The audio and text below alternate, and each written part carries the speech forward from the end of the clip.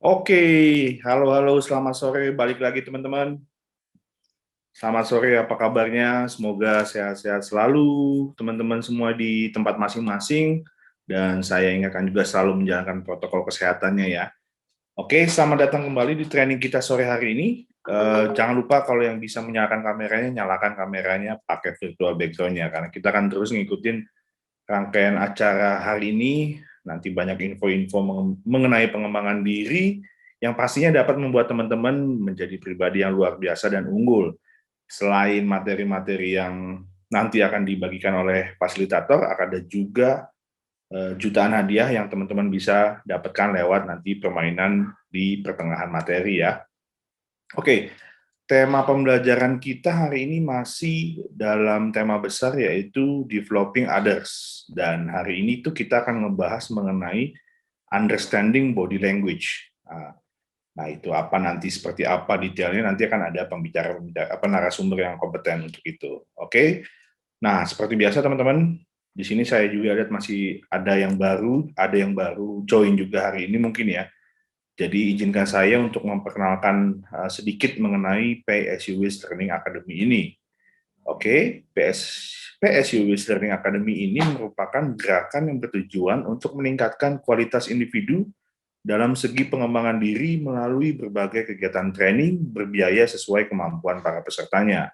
Dana yang terkumpul dari para peserta akan didonasikan kepada kegiatan-kegiatan yang terkait dengan pendidikan.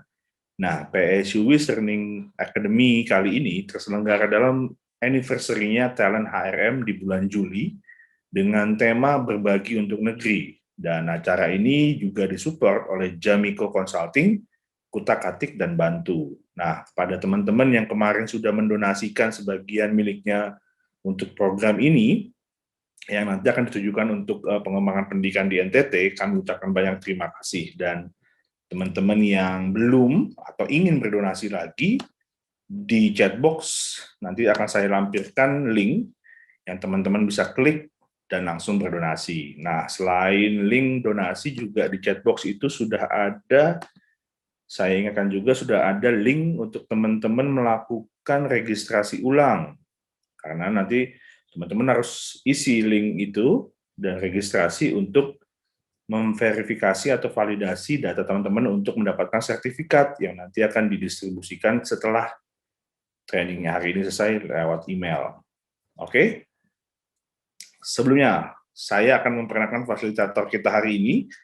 Fasilitator kita hari ini adalah Ibu Stevi Setiadi. Beliau mempunyai pengalaman dalam bidang bisnis dan manajemen, baik dari segi akademis maupun praktis. Fokus beliau adalah bagaimana mengoptimalkan peran human capital untuk menunjang tujuan dari perusahaan.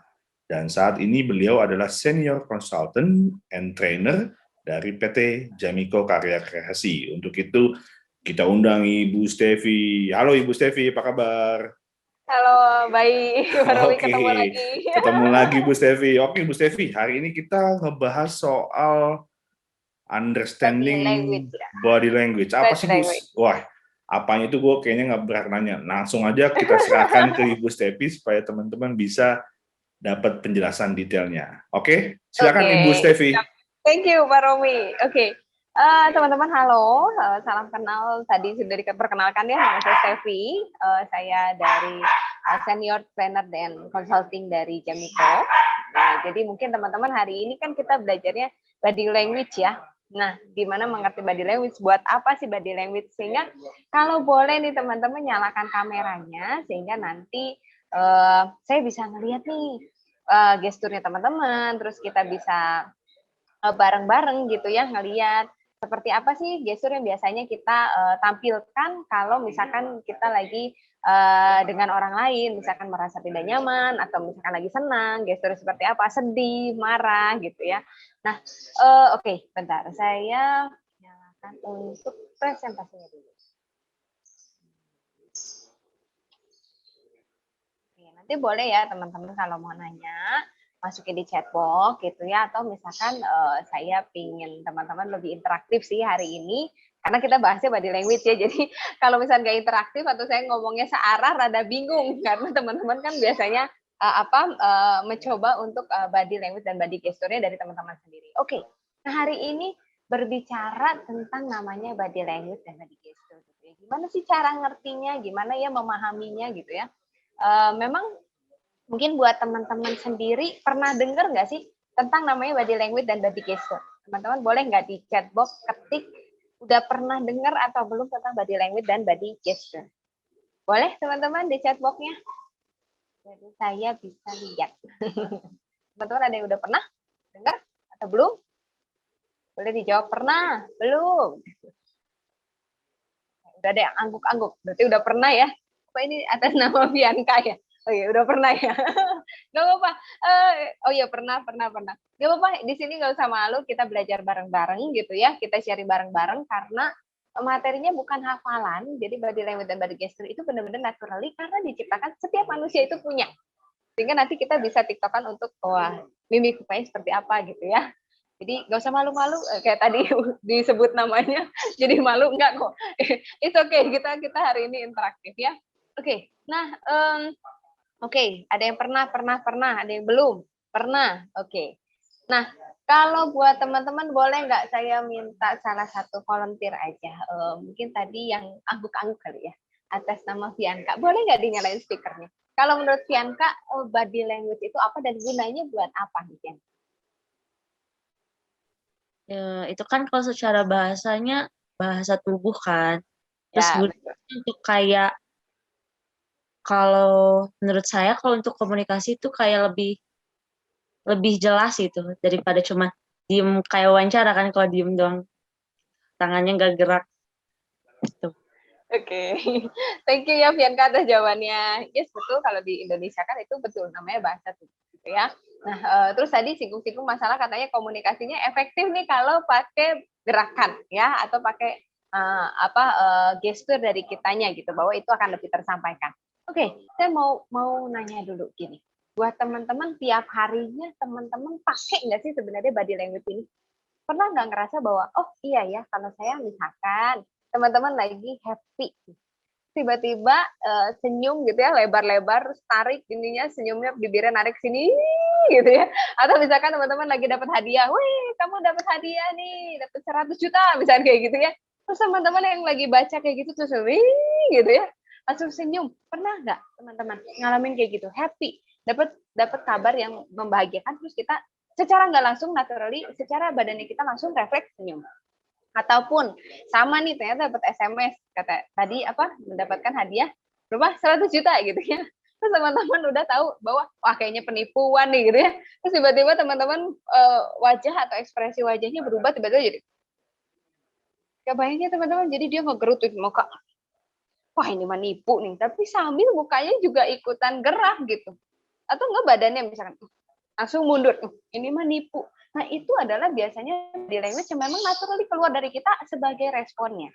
Nah terus ada yang bilang, nah kalau body language itu atau body gesture itu dikatakan jangan-jangan kita kayak pakai topeng gitu ya, orang nggak natural atau tidak jadi jati diri sendiri, terus kita pakai topeng biar terkesannya wah sangat baik. Nah gini, sebenarnya body language dan body gesture itu adalah respon alami.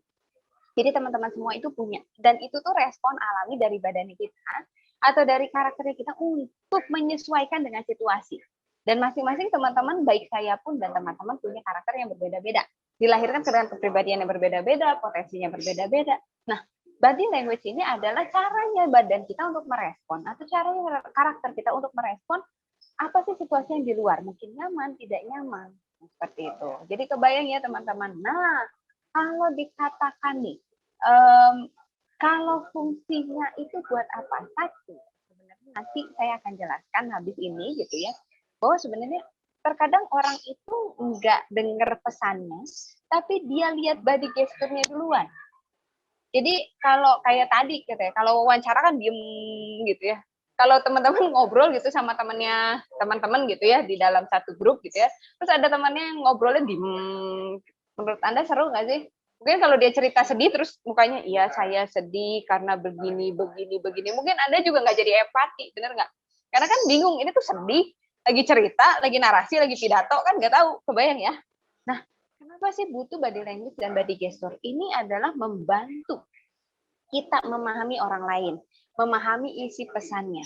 Sehingga kalau dibilang komunikasinya kita jadi efektif. Nah, teman-teman, jadi salah satu caranya membuat komunikasi efektif itu adalah dengan mempelajari kita punya body language dan body gesture. Nah, oke. Kalau dikatakan, kalau belajarnya body language, body gesture gimana sih? Kan katanya tadi efektif nih kalau buat komunikasi gitu ya. Bukan sama istilahnya sama orang lain yang kita nggak kenal saja, tapi ternyata sama orang-orang di sekitar kita. Nah, kalau misalkan nanya, berguna nggak sih buat nanti kerja? Sangat-sangat berguna. Berguna nggak sih buat kalau nanti saya membangun bisnis? Sangat-sangat berguna. Jadi sebenarnya body language dan body gesture ini sangat-sangat baik untuk digunakan ketika teman-teman bekerja. Satu, untuk membina relasi sama misalkan pihak ketiga. Kalau perusahaan kan punya tender, misalkan project untuk dealing sama pihak ketiga, negosiasi, atau teman-teman punya rekan kerja, biar bisa teamwork, biar bisa mencari goal bersama-sama gitu ya, memberikan effort bersama-sama. Itu sangat-sangat baik menggunakan body language dan body gesture. Kenapa? Karena membangun namanya hubungan interpersonal. Ya, jadi bukan kamu kerjain dong ini, itu tidak ada hubungan interpersonal. Tapi hubungan interpersonal benar-benar adalah saya mempercayai Anda, saya meyakinin Anda, saya memberikan stimulus gitu ya ke Anda bahwa Anda akan menerimanya dengan cara yang baik kalau saya misalkan seperti ini. Nah, itu adalah stimulus. Coba ya teman-teman. Nah, kalau cara belajarnya gimana nih? Karena tahu ini penting gitu ya. Satu adalah sama kayak waktu sebelumnya kemarin sempat membawakan tentang namanya leadership communication. Satu adalah mulai dari diri sendiri.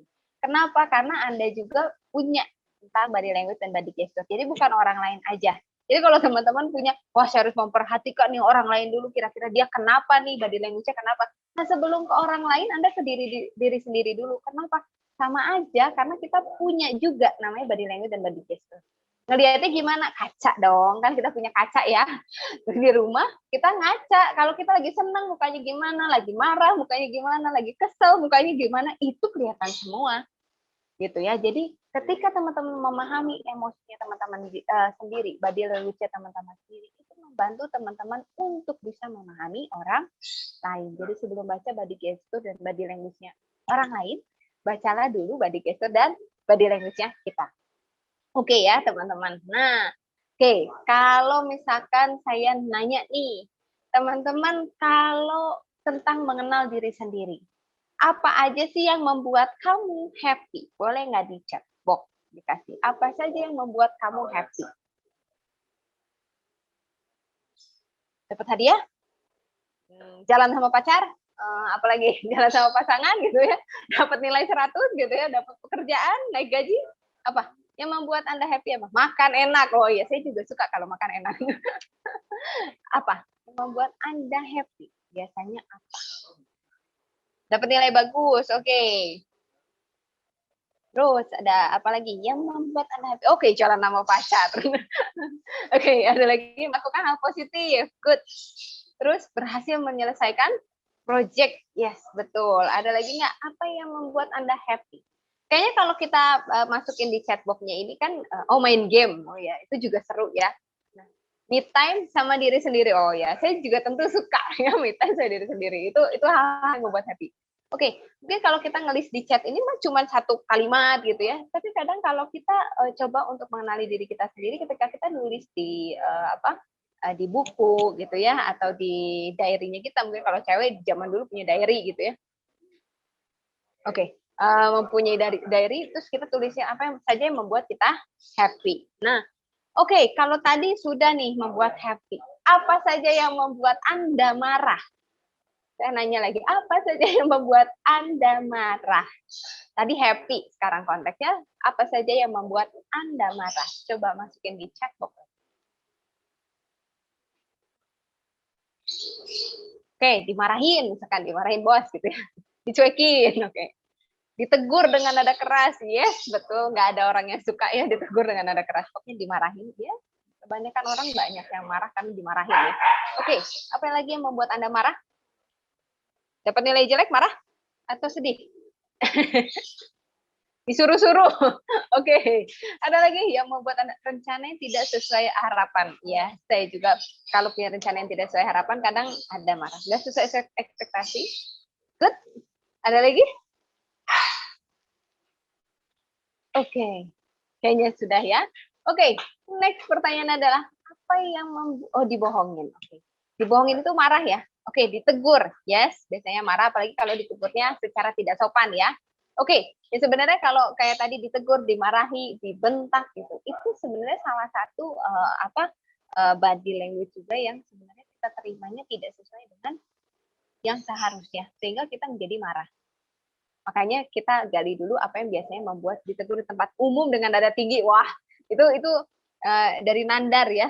Oke, itu udah hat trick banget ya. Udah ditegur di tempat pakai nada tinggi di tempat umum pun gitu ya, dilihatin orang lain gitu ya, udah pasti marah gitu ya. Oke. Nah, sekarang kalau tadi apa yang membuat Anda marah? Kalau sekarang apa yang membuat Anda kecewa? Bisa nggak Anda membedakan? Apa yang membuat Anda kecewa? Oke, coba diketik lagi boleh. Apa yang membuat Anda kecewa? Biasanya apa yang membuat Anda kecewa? Oke, biasanya ini nyaru-nyaru nih sama marah, misalnya. Dibohongin. Oke, tadi ada juga dibohongin marah. Tidak menepati janji. Oh ya. Iya, oke, dibohongin. Banyak ya yang dibohongin, katanya jadi kecewa. Mungkin ada yang tadi ya marah juga gitu ya. Oke, ada lagi. Apa yang membuat Anda kecewa? Diselingkuhin, aduh, berat ya. Berat ya temanya diselingkuhin. Oke, dapat nilai yang lebih rendah dari teman yang kalau ngumpulin tugas selalu telat. Ini curhat pribadi, betul. Hasil pekerjaan yang tidak sorry, bentar. Tadi belum beres. Oke. Hasil pekerjaan yang tidak dihargai, betul, tidak dihargai. Adakah lagi? Oke, tidak dihargai, jadi dibohongin, tidak dihargai, terus dapat nilai rendah daripada teman yang ngumpulinnya tugasnya telat terus ya, gitu ya. Kita yang on time malahan dapat nilai lebih jelek daripada yang telat ya, gitu ya. Oke, sekarang yang terakhir, saya nanya, apa yang membuat kita sedih? Tadi sudah marah, kecewa, apa yang membuat kita sedih? Oke, dari teman-teman, apa yang membuat kita sedih?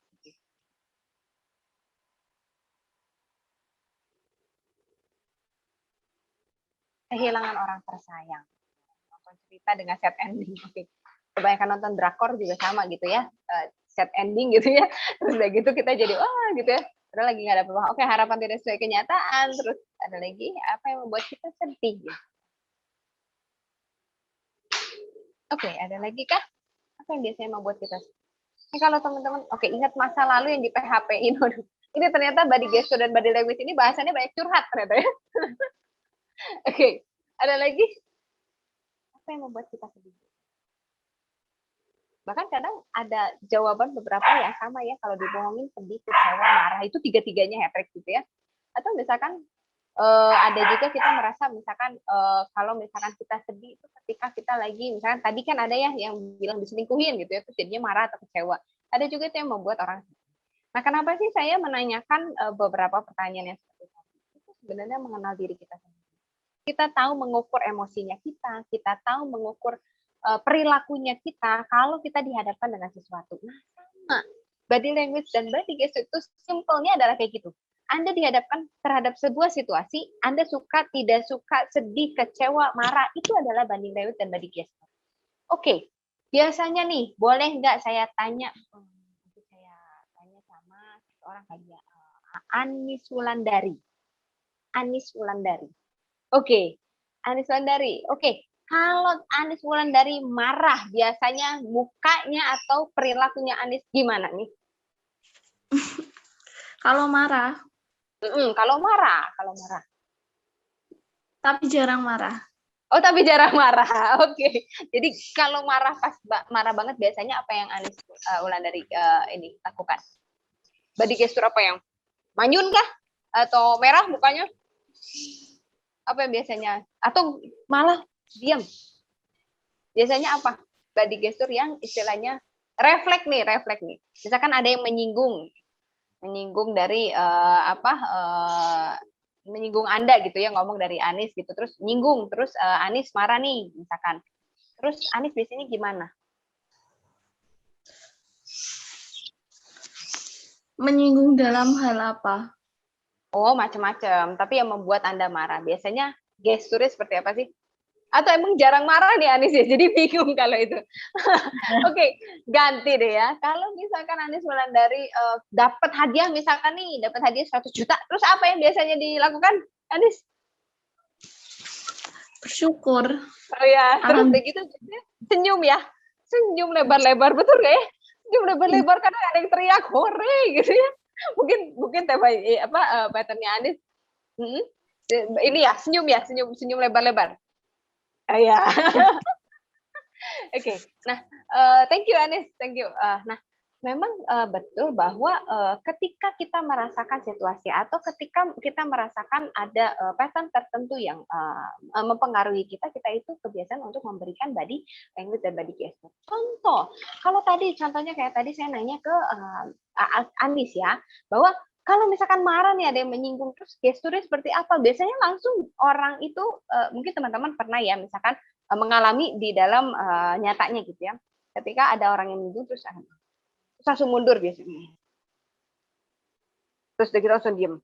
Terus tiba-tiba mukanya merah, marah, kalau enggak melipat tangan. Karena nggak suka, teman-teman. Nah, itu tuh adalah body language dan body gesture. Sama sepertinya teman-teman, kalau teman-teman mendapatkan sebuah peristiwa atau sebuah kejadian, teman-teman secara refleks mengeluarkan. Sama dengan orang lain. Nah, understanding body language dan body gesture itu adalah kita memahami orang lain. Kenapa? Kira-kira apa yang tidak dia sampaikan, tapi dia sampaikan melalui body language dan body gesture. Karena nggak semuanya terkadang orang berkata lisan ya, misalkan tadi kayak dapat hadiah gitu ya, terus kita akan hore gitu ya, terus udah gitu senyum gitu. Tapi nggak mungkin juga kadang ada orang yang nggak ngomong bahwa wah saya happy banget karena saya dapat duit segini. Itu nggak semua orang menyampaikan secara lisan. Biasanya mereka akan keluar gesturnya dulu, baru dia cerita. Coba ya teman-teman, sama orang luar juga kalau kita misalkan menyinggung mereka atau kita memberikan komunikasi atau bahasan yang memang tidak mereka sukai atau mereka tidak nyaman, biasanya bukan ngomong dulu mereka, tapi kasih gestur dulu. Nah, kita yang harus peka terhadap gesturnya orang lain. Kalau enggak, komunikasi kitanya gagal. Kenapa? Kadang kita bisa lihat apakah orang lain tersebut nyaman nggak dengan bahasan yang kita lagi sebutkan. Atau orang lain ternyata tidak nyaman dengan temanya kita, tema pembicaraan kita. Dia akan memperlihatkan gestur. Nah, kalau komunikasi efektif pasti. Kalau udah memperlihatkan sebuah gestur, kalau itu gesturnya positif, kita akan melanjutkan bahasannya. Tapi kalau tidak positif, berarti, atau misalkan tanggapan dia negatif gitu ya, karena gesturnya misalkan melipat tangan, tiba-tiba itu berarti kita mendingan better untuk mengolah lagi deh tema yang kita mau bahas. Atau kita mengalihkan dulu, karena dia tidak nyaman dengan hal tersebut. Ya, oke. Kenapa katanya diri sendiri? Kalau diri sendiri nggak mau dibegitukan, jangan begitu sama orang lain. Sama. Kenapa? Karena masing-masing kita sama punya body language dan body gesture yang akan ditunjukkan. Oke.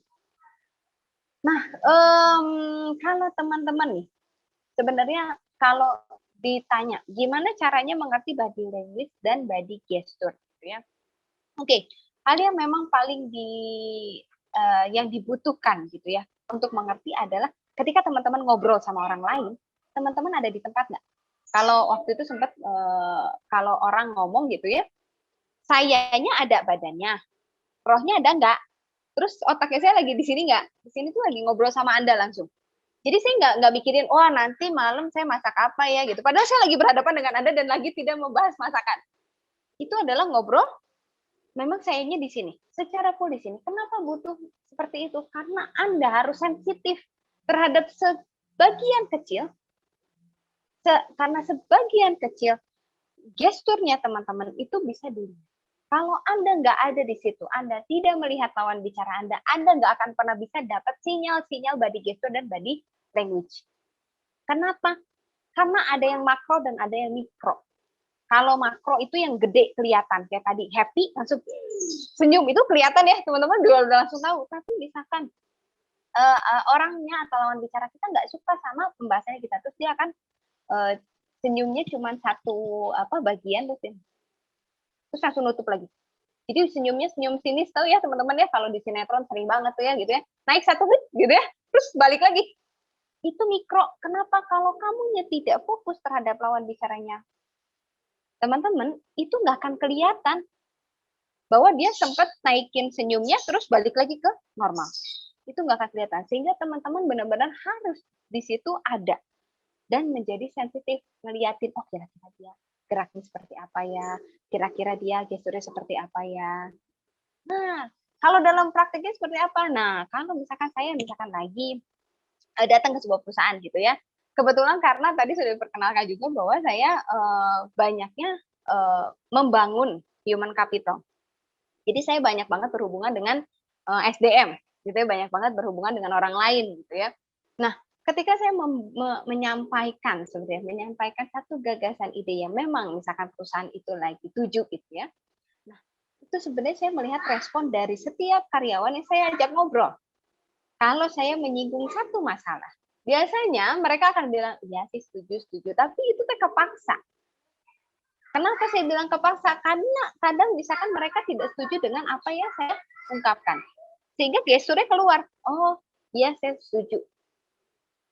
Terus kalau enggak lagi duduk misalkan dia langsung gini, ya setuju sih. Terus langsung malingin muka gitu. Kalau gesturnya saya nggak ada di situ, gestur mereka tidak akan kelihatan. Dan saya nggak akan pernah tahu bahwa dia setuju atau enggak. Secara secara diri dia ya. Karena nggak semua diucapkan. Ya, oke. Yang kedua adalah kita harus punya empati. Sehingga kita bisa ngerti kenapa gestur dia seperti itu. Nah, teman-teman, empati tahu ya. Jadi kalau orang lain lagi cerita sedih, anggapnya. Terus kita merasakan juga, oh iya ya, merasakan kayak dia ceritanya. Membayangkan kalau kita ada di posisi dia, wah kita sedih juga ya, dia lagi putus gitu ya.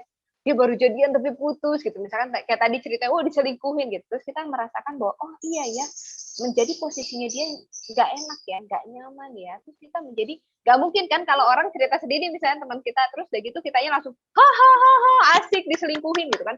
Nggak mungkin, bener nggak? Tapi yang ada kan kita adalah, oh iya ya, kamu berat ya, bener nggak? Kita akan ikutan melo, oh iya ya, kamu berat ya menghadapinya. Oh iya, kamu tabah ya, biasanya seperti itu responnya. Oke, yang terakhir adalah membangun persepsi. Jadi dari gesturnya tersebut, dari apa yang dia ucapkan, kamu harus menarik sebuah persepsi. Kira-kira dia setuju nggak? Kira-kira enggak. Kenapa harus menarik persepsi? Karena kita harus memberikan verbal dan body language juga yang tepat dengan apa yang mereka nyaman atau tidak. Kebayang ya teman-teman. Jadi pertama teman-teman harus hadir secara fisik untuk lihat body gesture dan body language ya. Jadi ini memang bisa dilatih, sangat-sangat bisa dilatih buat teman-teman, tapi teman-teman harus hadir, harus tahu. Jadi nanti teman-teman coba kalau sekarang kebetulan karena body language dan body gesture, nanti teman-teman lihat layarnya sambil lihat saya, jadi PPT dan lihat sayanya. Karena saya akan memberikan berbagai macam gestur dan Anda bisa nanti menebak. Kebayang ya teman-teman. Kenapa? Karena kalau nggak latihan gitu ya, teman-teman nanti nggak akan bisa nebak di luarnya seperti apa. Ya, jadi teman-teman perhatiin mulai dari sekarang setiap gerakan, setiap body language dan body gesturnya yang saya lagi berikan. Jadi teman-teman bisa lihat persepsi seperti apa. Oke ya, satu, sensitif. Misalkan saya senyumnya cuma setengah, terus balik lagi. Nah, itu teman-teman lihat. Ya, terus gerakan tangan misalkan kan tadi saya gerakan tangannya banyak banget gitu ya. Atau yang kedua, teman-teman juga bisa berempati. Yang ketiga adalah membangun persepsi. Oke ya, teman-teman ya. Jadi itu adalah 3 cara untuk teman-teman bisa lihat body language dan body gesture seseorang. Oke. Nah, terus bagaimana kalau teman-teman mau, kalau tadi kan kita menilai bagaimana kita memberikan kepada orang lain, kalau orang lain tidak setuju, kita akan merubah gestur dan body language kita. Ini masih kita, bahasannya masih kita ya. Belum orang lain, belum mengenali orang lain, tapi masih kita. Oke.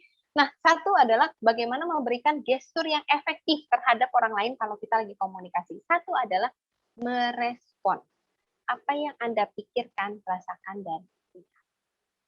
Secara alami. Senang ya senang, pasti. Betul nggak? Marah ya marah. Ya Anda harus bilangnya apa ya? Jujur terhadap diri sendiri. Karena itu adalah salah satu cara awalnya dulu untuk kita mengerti orang lain. Kalau Anda nggak bisa deskripsi tadi saya happy kenapa, saya marah kenapa, sedih kenapa, maka Anda nggak akan bisa ngerti kenapa orang lain memberikan sebuah gestur. Karena Anda nggak mengerti diri sendiri, apalagi mengerti orang. Oke, yang kedua adalah kalau teman-teman mau memberikan gestur yang efektif, gitu ya, bukan gesturnya yang dibuat-buat teman-teman, tapi kondisi dan luarnya yang dibuat sama teman-teman. Jadi misalkan teman-teman lagi hadir ke acara pernikahan gitu, tapi pernikahannya pernikahan yang mantannya teman-teman misalnya gitu. Terus sedih teman-teman. Tapi kan itu acara happy ya sebenarnya, betul nggak? Terus teman-teman karena pikir wah biar saya senyum gitu, tapi senyumnya terpaksa karena sedih gitu. Terpaksa terus dia berlinang air mata. Itu refleks dari diri kita karena kita ngerasain sedih. Yang dibuat adalah bukan gesturnya, tapi situasinya kita. Jadi kita harus balik lagi ke dalam diri kita ngomong bahwa oke, mungkin misalkan dia bukan jodoh saya, sudah bukan jalannya, misalnya kayak gitu. Sehingga ketika kita rela, senyumnya kita memang dari diri kita sendiri tulus. Bukan dibuat-buat. Kenapa? Kalau Anda membuat gesturnya tidak alami, itu juga kelihatan. Sama kayak orang berbohong. Kalau Anda jujur ngomong dan Anda berbohong, itu gesturnya beda. Anda boleh lihat di kaca. Nanti masing-masing nyoba ya di rumah. Sendiri Anda di depan kaca, Anda ngomong hal yang benar dan Anda ngomong hal yang bohong. Itu gesturnya Anda itu kelihatan. Sangat-sangat kelihatan. Makanya kadang kalau dibilang apa? Kadang perempuan suka peka kalau apa? Pasangannya lagi selingkuh misalnya kayak gitu ya, atau lagi bohong. Bukan peka karena biasanya mereka punya sensitivitas yang tinggi. Ngelihat gerak, makanya bisa bilang, wah bohong ya, dari mana kamu bohong ya? Itu adalah body language dan body gesture. Oke, yang ketiga adalah jangan terlalu memberikan banyak gestur yang membuat Anda tidak fokus, ya, atau lawan bicara kita tidak fokus, gitu ya. Oke, buatlah gestur yang positif. Nah, dengan senyuman, dengan semangat, sadar terbuka, bangun empati. Ya, itu adalah cara memberikan gestur yang efektif. Oke, kita bahas tentang kenapa sih tadi penting gitu ya. Tadi kenapa lebih penting dibanding pesan verbal? Kenapa body language dan body gesture dibilangnya menjadi penting dibandingkan pesan verbal? Verbal tuh yang langsung ya, misalkan saya ngomong kayak gini. Ya. Oke, bentar. Oke. Oke, teman-teman kalau di kampusnya teman-teman pernahkah mempelajari atau dulu pernah nggak di perusahaannya teman-teman mempelajari tentang body language dan body gesture ini? Pernah atau pernah baca bukunya? Pernah diajarin nggak? Oke. Oke. Nah, pernah diajarin nggak? Dulu, zaman dulu. Atau pernah teman-teman baca bukunya? Apakah pernah? Oke, masih pada diem. Oke, padahal sebenarnya body gesture ini dan body language ini sangat-sangat menarik untuk dibahas. Sebenarnya. Kenapa? Karena tiap hari ini kita lihat gitu ya, bahkan untuk mengerti pasangan kita, untuk mengerti misalkan lagi sekolah gitu ya, dosennya kita gitu, itu nggak diajarin di kampus, nggak pernah, Mbak, tapi di seminar pernah. Ya betul. Jadi biasanya ini adalah tambahan di luar ya, yang bisa teman-teman ambil. Nah, kebetulan teman-teman bisa belajar di sini, saya bersyukur banget teman-teman bisa upgrade nih untuk memahami body gesture dan body language. Oke, kenapa dibilangnya penting body language dan body gesture? Teman-teman lihat di sini, ini 55%-nya makna dari setiap pesan yang teman-teman ambil ternyata dari gerakan tubuh, sikap, dan mimik wajah. Jadi teman-teman kalau saya ngomong ternyata yang teman-teman lihat paling banyak adalah gerakan tubuh, sikap, dan mimik.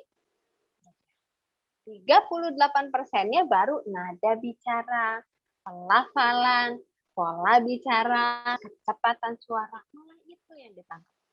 Atau isi pesannya hanya 7%.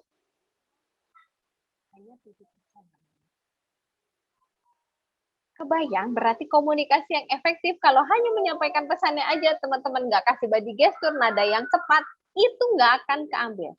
Anggaplah seperti ini kayak tadi, marah dibentak ya. Mungkin orangnya memang punya apa sikapnya atau suaranya keras. Ada ya, ada orang yang memang naturally dia suaranya keras gitu ya. Terus Anda menganggapnya bahwa itu lagi marah gitu ya, ke Anda tuh lagi marah. Ya kan? Nah, itu adalah yang ditangkap karena nada bicara. Karena gestur, tapi bukan isi pesannya. Bahkan mungkin ternyata isi pesannya itu bukan marah. Ya, kebayang teman-teman. Maka penting komunikasi efektif dengan body gesture dan body language. Kenapa? Karena hampir 90%-nya itu dari body gesture dan nada suara. Oke, teman-teman juga bisa sadar kenapa teman-teman juga bisa sadar kalau saya bawain hari ini training gitu ya, nada suaranya beda-beda. Nada suaranya ada jedanya. Nada suaranya kadang keras, kadang pelan. Kenapa? Karena kalau datar misalnya, hari ini saya akan membawakan training tentang nyaman nggak buat teman-teman? Mungkin nggak akan nangkep loh pesannya apa. Mungkin tidak menarik. Ya. Oke. Nah, untuk membaca body language yaitu ada beberapa langkah.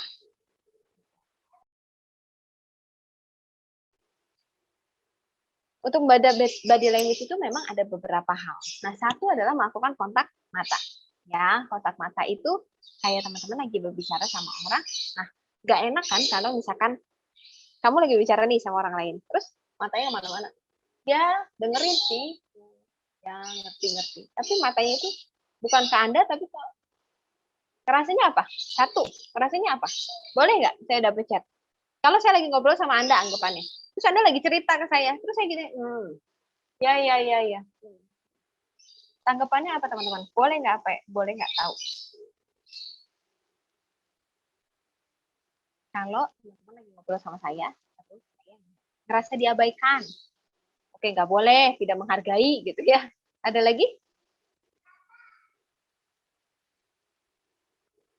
Oke, ya. Jadi kebanyakan adalah kalau saya ngegestur kayak gitu aja, Anda udah bisa apa? Bilangnya nggak menghargai, nggak boleh, nggak baik, merasa tidak didengarkan. Itu asumsi nggak? Gara-gara cuman saya malingin muka. Saya ngomong nggak tidak mendengarkan Anda. Saya tadi ngomong loh, iya didengerin. Saya ngomong didengerin. Tapi yang Anda lihat, yang Anda simpulkan adalah gerakannya, wajahnya saya, benar nggak?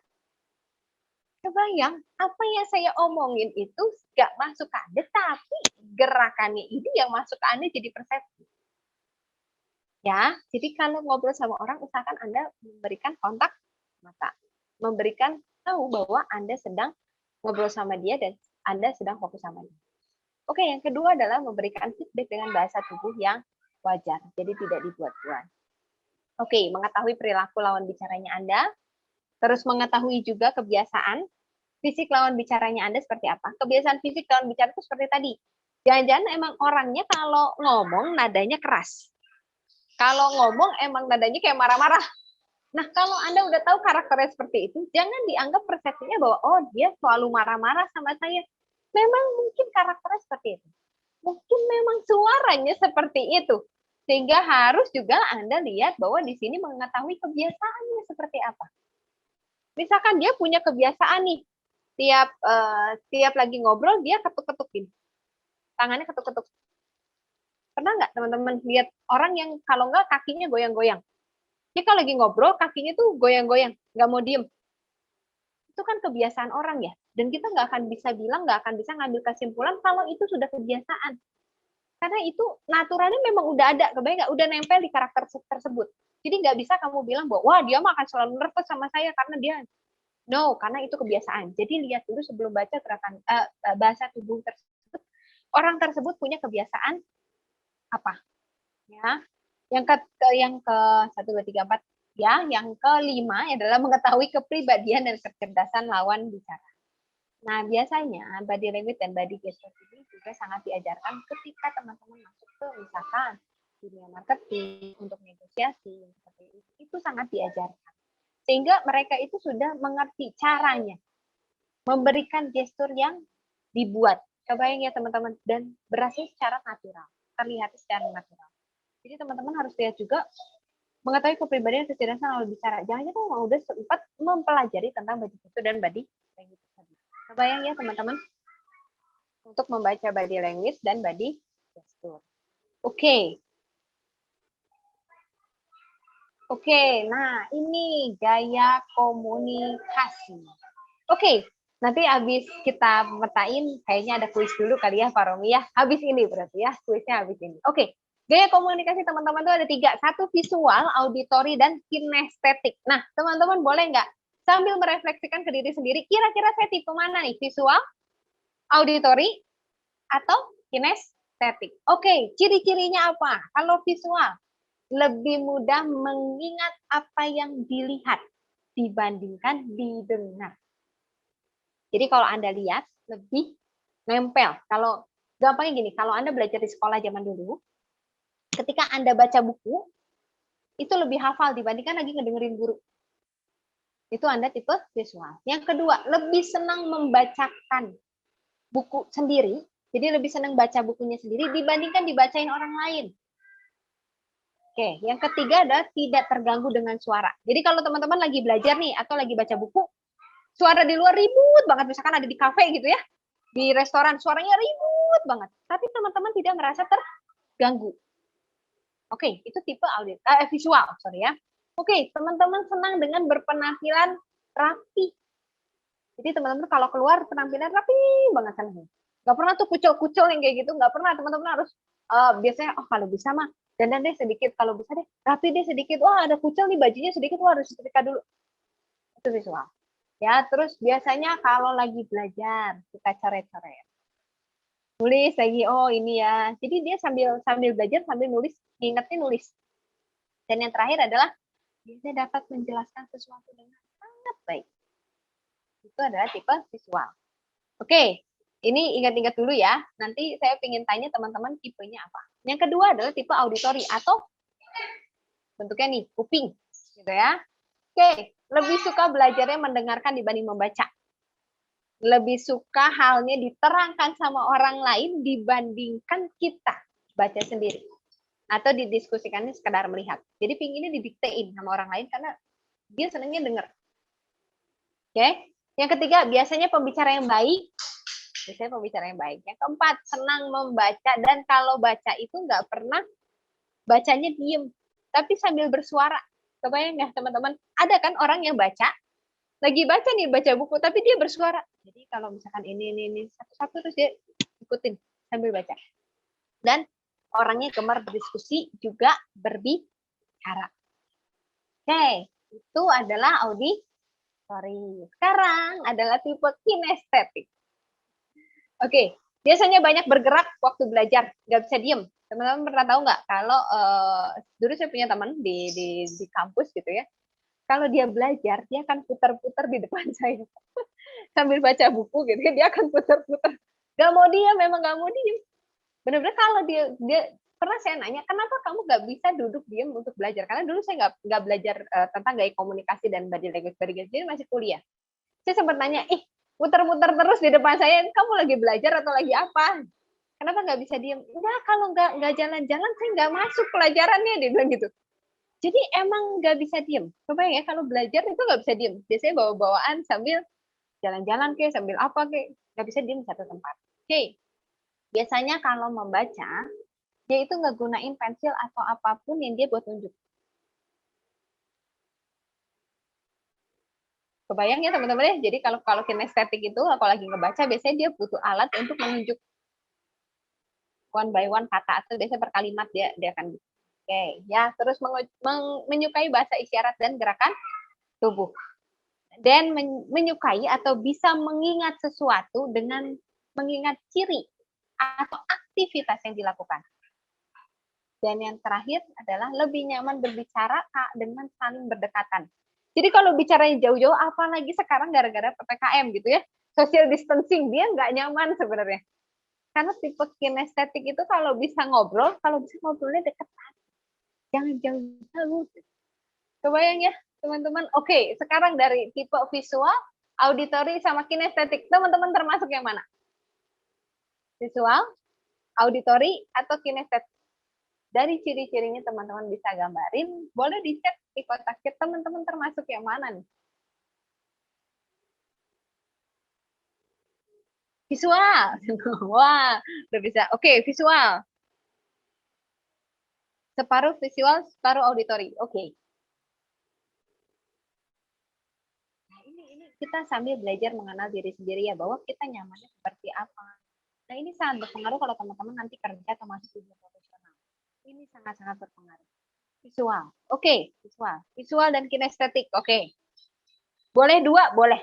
Karena setiap orang atau karakter itu punya yang dominannya di mana, dan terkadang ada sampai dua. Tapi kalau tiga-tiganya memang ada, tapi ada yang persentasenya kecil untuk dilakukan. Oke, setengah auditori, setengah kinestetik. Oke. Jadi senengnya kalau auditori sama kinestetik sambil jalan-jalan sambil dengerin ya, itu akan lebih mantap berarti ya. Kalau belajar lebih kena. Oke, ada lagi teman-teman tipenya apa? Auditori, oke. Nah kalau teman-teman lihat gitu ya, kalau lagi kuliah di kampus gitu ya, teman-teman sebenarnya kalau sekarang kan kesulitannya karena online ya. Kalau zaman dulu gitu ya, masih sebelum ada pandemi itu bisa lihat oh orang tipenya visual ke auditori atau kinestetik dari dia di kelas. Lagi dia belajar itu kelihatan banget. Kadang kalau tipenya auditori sama kinestetik kalau kalau kalau dibilang bukan dibilang nggak rapi ya, tapi karena mereka nggak terlalu mementingkan sebuah penampilan ya mereka lebih cuek. Gitu. Tapi ada yang ke kampus rapi banget. Memang kecenderungannya adalah tipe visual. Oke, nah teman-teman mungkin kebetulan sudah jam 5 nih. Saya janji ada kuis dulu katanya sebelum kita main ya habis ini. Makasih Pak Romi, boleh kuis dulu bentar, saya stop sharing dulu. Oke. Siap. Terima kasih Bu Stevi. Saya menunjukkan gestur-gestur bersiap-siap jemari-jemarinya untuk mengetik jawabannya di chat box ya. Oke, teman-teman, kali ini kita akan langsung masuk ke permainan. Jadi seperti biasa, permainan kita, jawaban teman-teman mengetikkan di chat box. Nanti yang paling cepat masuk ke saya, akan saya minta untuk unmute dan menyalakan videonya untuk menjawab games-nya. Oke? Dan seperti biasa juga hadiah masih senilai voucher training senilai Rp1 juta persembahan dari Talent HRM. Oke, semuanya bersiap jari-jarinya, gestur-gestur di jari. Kita langsung masuk ke pertanyaan pertama. Oke, pertanyaan pertama, tebak kata. Akan ada berapa huruf? Ada 6 huruf, saya kasih huruf bantunya. Itu G. Oke, pertanyaannya adalah sebagai berikut.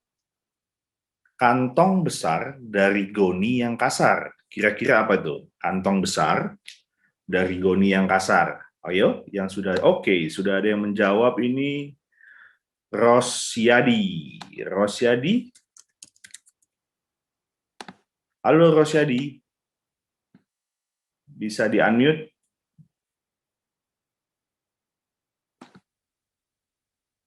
Rosyadi. Nah. Halo Rosyadi, apa kabar? Baik, Pak. Dari mana Rosyadi? Di Cilacap. Oh, Cilacap. Oke. Pernah menang kayaknya nih Rosyadi ya? Iya, 1 kali. Oke, ini yang kedua berarti. Coba jawabannya apa Rosyadi? Karung. Kenapa begitu Rosyadi? Iya. Sering beli karung ya? Iya, sering. Oke, kita lihat jawabannya Rosyadi. Oke, benar Rosyadi dapat voucher training senilai Rp1 juta dari Talent HRM ya. Selamat Rosyadi. Terima kasih. Oke, kita ke pertanyaan kedua. Teka-teki nih, teka-teki. Siap, pertanyaannya. Jika mobil mundur ke belakang, maka ban manakah yang tidak bergerak? Ayo. Mobilnya, ada yang jago nih ini. Yesika Eka Yuni. Yesika Eka Yuni. Iya. Video bisa dibuka? Oh iya ya. Oke, Yesika. Jawabannya? Ban serep. Ban serep. Kok bisa nebak ban serep, Yesika? Ya logika aja kan nggak mungkin. Kamu mungkin enggak ya? Oke, kita lihat jawabannya Yesika. Benar Yesika, dapat voucher 1 juta dari Talent HRM. Terima kasih Yesika. Terima kasih. Oke, kita lanjut pertanyaan 3. Hari ini kita ada 5 pertanyaan, jadi ini masih ada 3 lagi nih ya. Oke, kita lanjut. Wah, tebak kuliner nih. Pertanyaannya, makanan khas Pulau Lombok yang berbahan dasar daging ayam. Daging ayam yang disajikan berasal dari daging ayam kampung muda yang dibakar kemudian dibumbui dengan semacam saus. Biasa disajikan dengan makanan khas Lombok lainnya, pecing kangkung. Apa nama hidangannya? Oke, sudah ada yang menjawab nih. Irma. Halo Irma. Halo, iya Kak. Apa kabar Irma? Alhamdulillah baik. Irma dari? Dari Jember. Jember, Widih. Oke, Irma. Coba Irma. Jawabannya apakah? Ayam taliwang. Kenapa menjawab ayam taliwang? Sering makan taliwang ya? Lu, iya. Oke, kita lihat jawabannya Irma. Oke Irma, selamat ya dapat voucher training senilai 1 juta rupiah dari Talent HRM. Makasih. Selamat. Oke, kita pertanyaan keempat. Bersiap? Pertanyaan keempat adalah Iki. Iki tebak. Siapa di belakang layar ini? Clue pertamanya, ia adalah seorang pendiri dari Mahaka Group. Oke, belum ada yang jawab. Saya kasih clue kedua, seorang pengusaha besar dan filantropis asal Indonesia.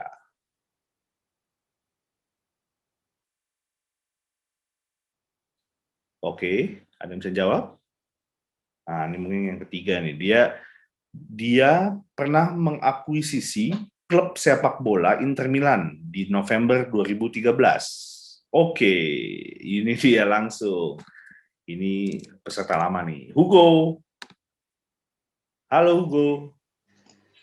Halo Pak Romi, Apa kabarnya Hugo? Sehat selalu? sehat.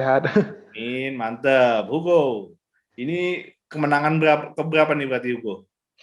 Ketiga Pak Romi. Oh, 3. Mantap. Oke, jawabannya Hugo.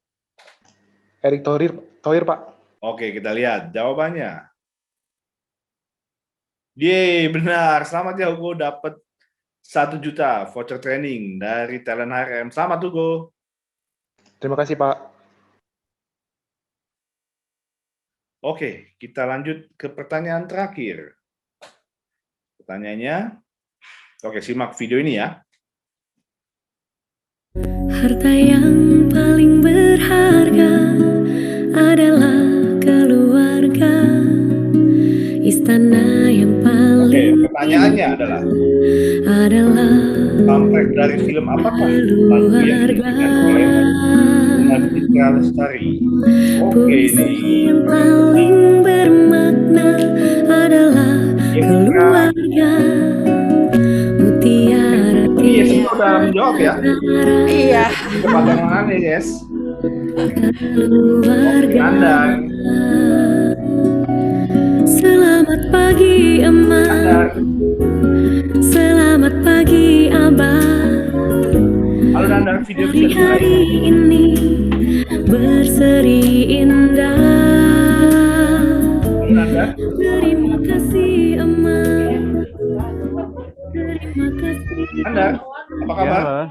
Iya, baik. Nandar dari mana? Dari Bogor. Oke, Bogor. Dari film apa Nandar? Keluarga Cemara ya, Pak? Keluarga Cemara. Yakin nih ya? Iya, Pak. Kita lihat jawabannya Nandar. Oke Nandar, selamat dapat voucher training senilai 1 juta rupiah ya. Iya, Mantap. Pak. Terima kasih. Oke teman-teman. Terima kasih. Hari ini kita kuisnya sudah selesai. Jadi kita bisa lanjut nih ke Bu Stevi. Tapi sebelumnya buat teman-teman yang nanti ingin bertanya langsung saja taruh di chat box, atau kalau yang mau bertanya langsung dengan unmute gitu, coba klik aja raise hand. Nanti kita akan supaya tahu nih. Kan kadang seperti kemarin ada yang bertanya tapi dia tidak bisa menuliskan di chat box, tapi dia pengen ngomong langsung, cuma cukup teman-teman raise hand aja supaya bisa langsung jawab sama Ibu Stevi. Bu Stevi, sudah siap? Siap lagi. Oke. Kalau gitu saya kembalikan ke Bu Stevi.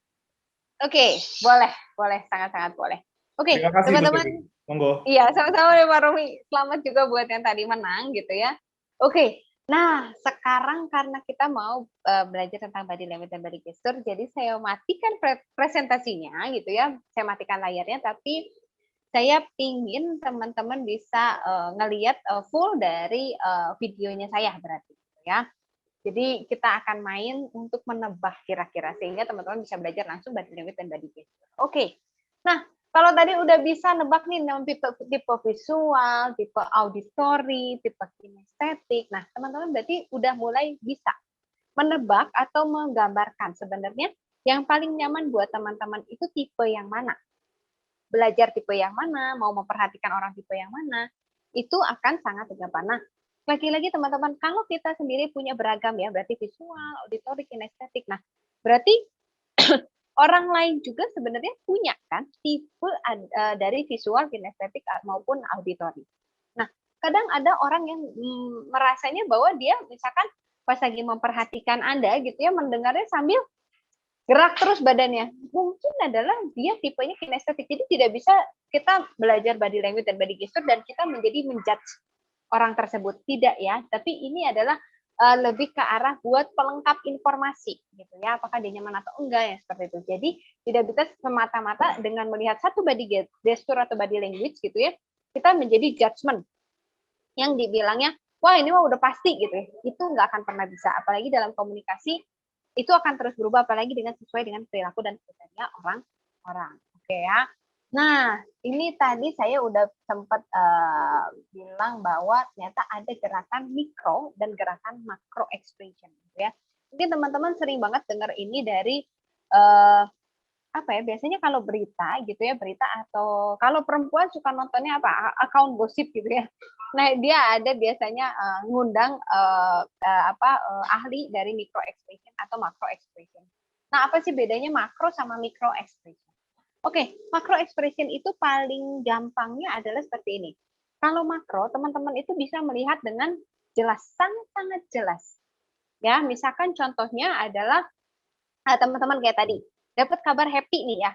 Oh, teman-teman dapat hadiah nih, Udian gitu ya. Terus langsung teman-teman, gitu ya. Itu adalah gesturnya memang orang happy dan itu kelihatan banget teman-teman. Atau contoh gesturnya orang nggak suka atau marah gitu ya. Misalkan kita mengatakan sesuatu yang membuat dia menyinggung gitu ya. Dia kan postur mukanya dia kan atau dia jadi merah. Biasanya kalau orang nggak tahan lagi marah, dia kan mukanya merah karena nahan marah biasanya.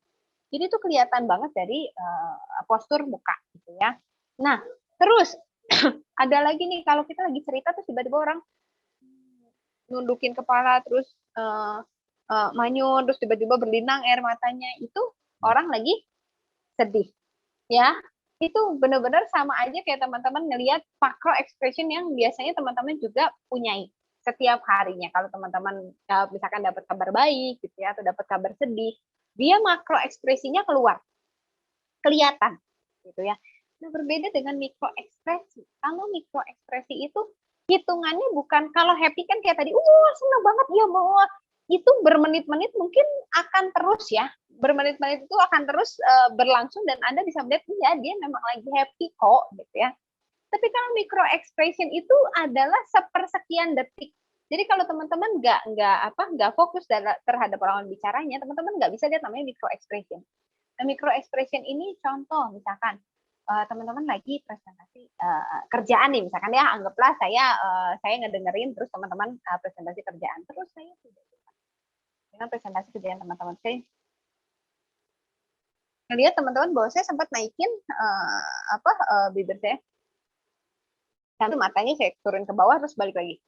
Itu mikro ekspresi dan itu nggak ada menit, betul ya teman-teman, tapi per detik.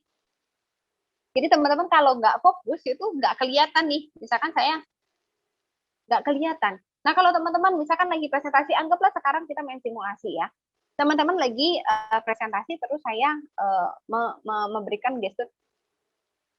Menurut teman-teman kira-kira kenapa sih saya menanggapinya apa sih? Boleh nggak di kotak chat? Kalau teman-teman lagi presentasi atau lagi memberikan sebuah ide, terus gesturnya saya adalah, coba boleh nggak ditebak kira-kira kenapa sih?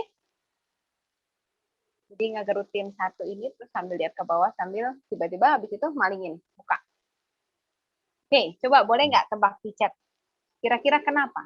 Bosan mendengarkan presentasi? Ada lagi yang bisa nebak? Jadi Nanda ya, bosan dengan presentasi. Ada lagi? Kira-kira kenapa nih? Kalau saya lagi dengerin Anda presentasi, terus saya senyumnya, saya malingin muka. bosan tadi. Ada lagi nggak yang punya tebakan lain? Boleh loh, nggak ada yang salah atau benar. Kita main di sini, main simulasi sehingga teman-teman bisa lebih peka kalau misalkan lagi berhadapan dengan orang lain. Oke, ada lagi jawaban yang lain? Oke teman-teman, bersabar dulu. Kayak sepertinya Bu Stevi terputus. Oke Bu Stevi, Oke, sorry, kayaknya terputus tadi ya. itu saya balikin muka, ya. Satu bisa dia bosan. Tapi biasanya kalau bosan tidak setajam itu. Biasanya kalau bosan dia akan cuman menghela napas. Kalau enggak, biasanya dia udah gini. Udah mainin hal lain yang sebenarnya tidak berhubungan dengan Anda. Itu biasanya bosan. Tapi kalau gerutin senyum terus biasanya meremehkan teman-teman. Jadi menganggap bahwa udah tahu misalnya gitu. Nggak bagus idenya. Itu biasanya micro expression. Nah, kalau teman-teman nggak bisa lihat micro expression ini, susah untuk bisa bilang bahwa, oh jangan-jangan dia nggak srek ya sama ide saya. Oh jangan-jangan. Nah, itunya susah. Karena mikro itu seperti sekian detik. Oke, kita akan main gitu ya. Saat ini kita akan main tebak-tebakan untuk bisa mengasah teman-teman bisa understanding body language dan body gesture dari saya dulu deh. Gitu ya. Nanti kalau di rumah Anda bisa latihan di depan kaca. Oke. Kalau teman-teman misalkan lagi kayak tadi nih presentasi contoh, terus saya yang lagi dengerin, terus saya menganggukkan kepala. Kira-kira kenapa teman-teman? Jadi saya ulang ya, saya mendengarkan presentasi dari Anda dan saya menganggukkan kepala. Kira-kira menurut teman-teman itu adalah respon apa? Artinya apa? Mari kita tebak-tebak. Serius mendengarkan dan setuju, good. Memahami presentasinya, good. Ada lagi? Paham? Oke, good. Oke, paham. Oke. Nah, kalau nih, tadi kan gerakan kepalanya anggukan ya, betul ya, angguk. Oke, kalau sama teman-teman lagi presentasi, saya memberikan gestur yang berbeda. Coba lihat ya. Jadi saya akan memberikan gestur yang berbeda. Teman-teman lagi presentasi, saya akan... Oke, menurut teman-teman, itu kenapa? Sama-sama ngangguk loh teman-teman. Kira-kira kenapa? Tapi anggukannya lebih cepat. Sangat-sangat berbeda.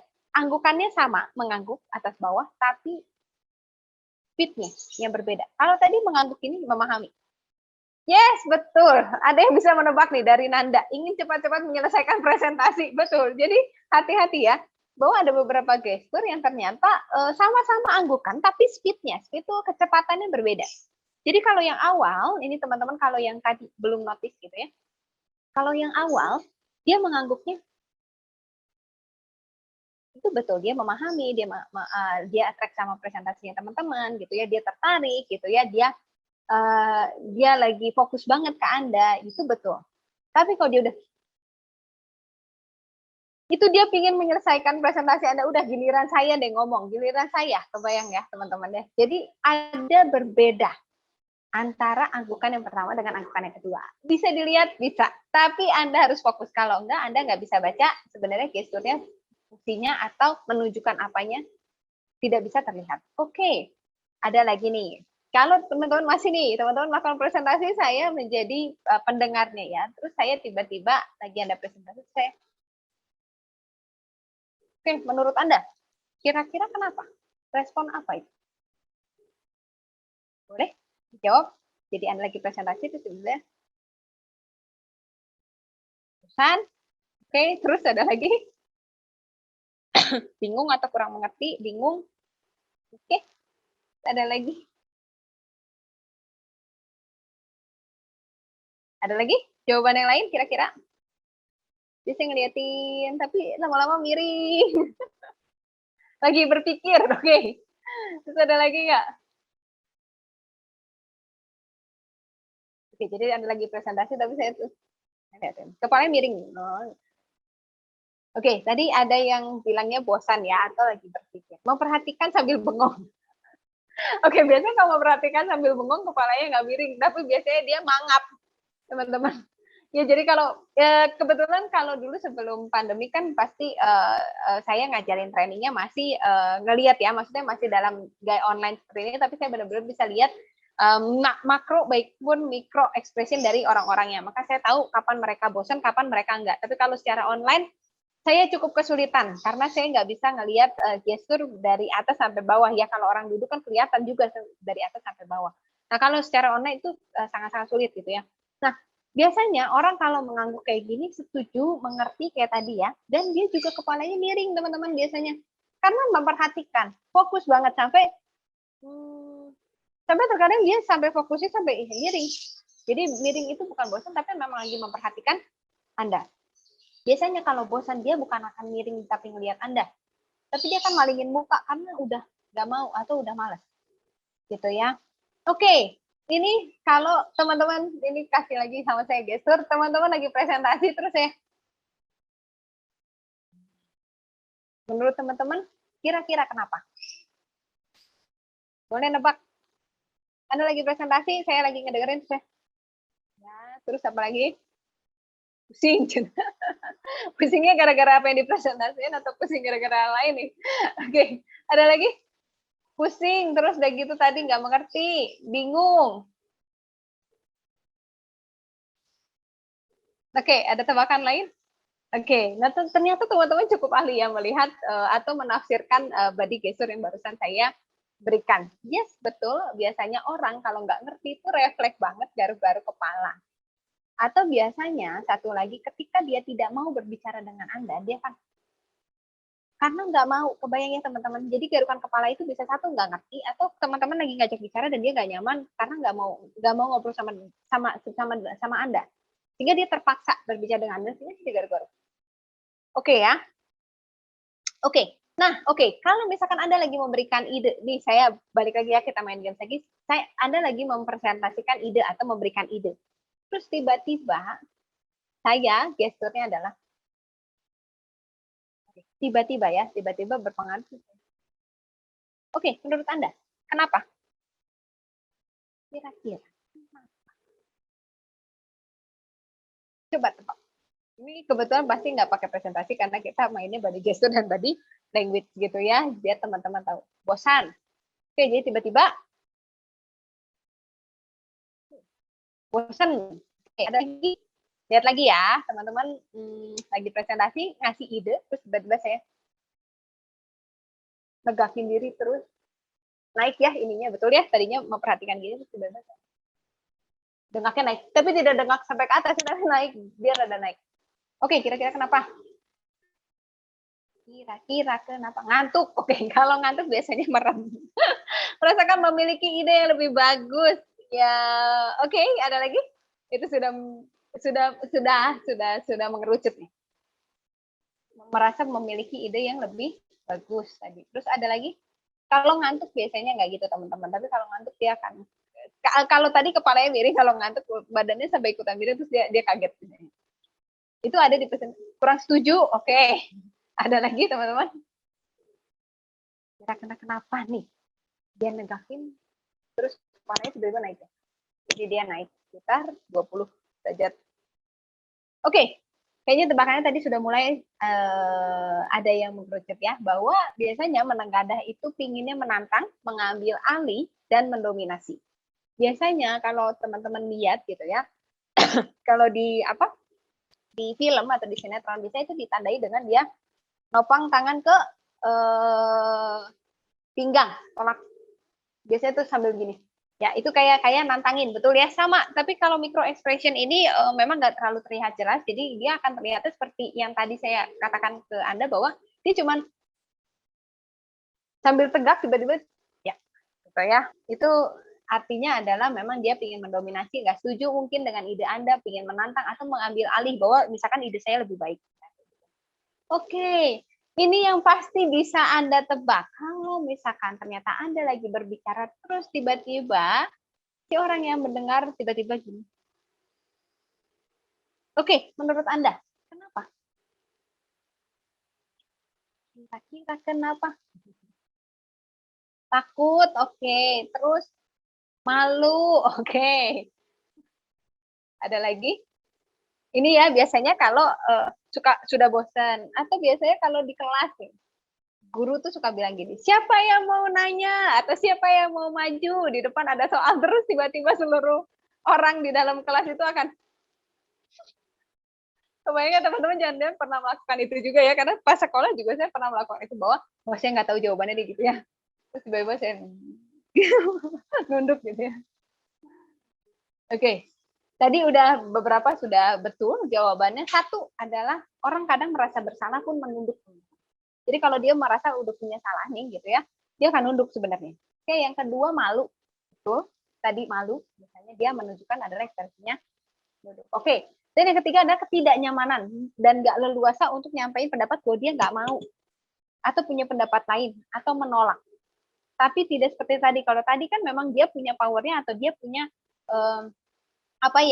keberanian untuk ide saya lebih bagus gitu ya. Kalau yang ini enggak, dia nggak setuju tapi dia bisa gitu. Tapi kalau bosan biasanya tidak nunduk ya.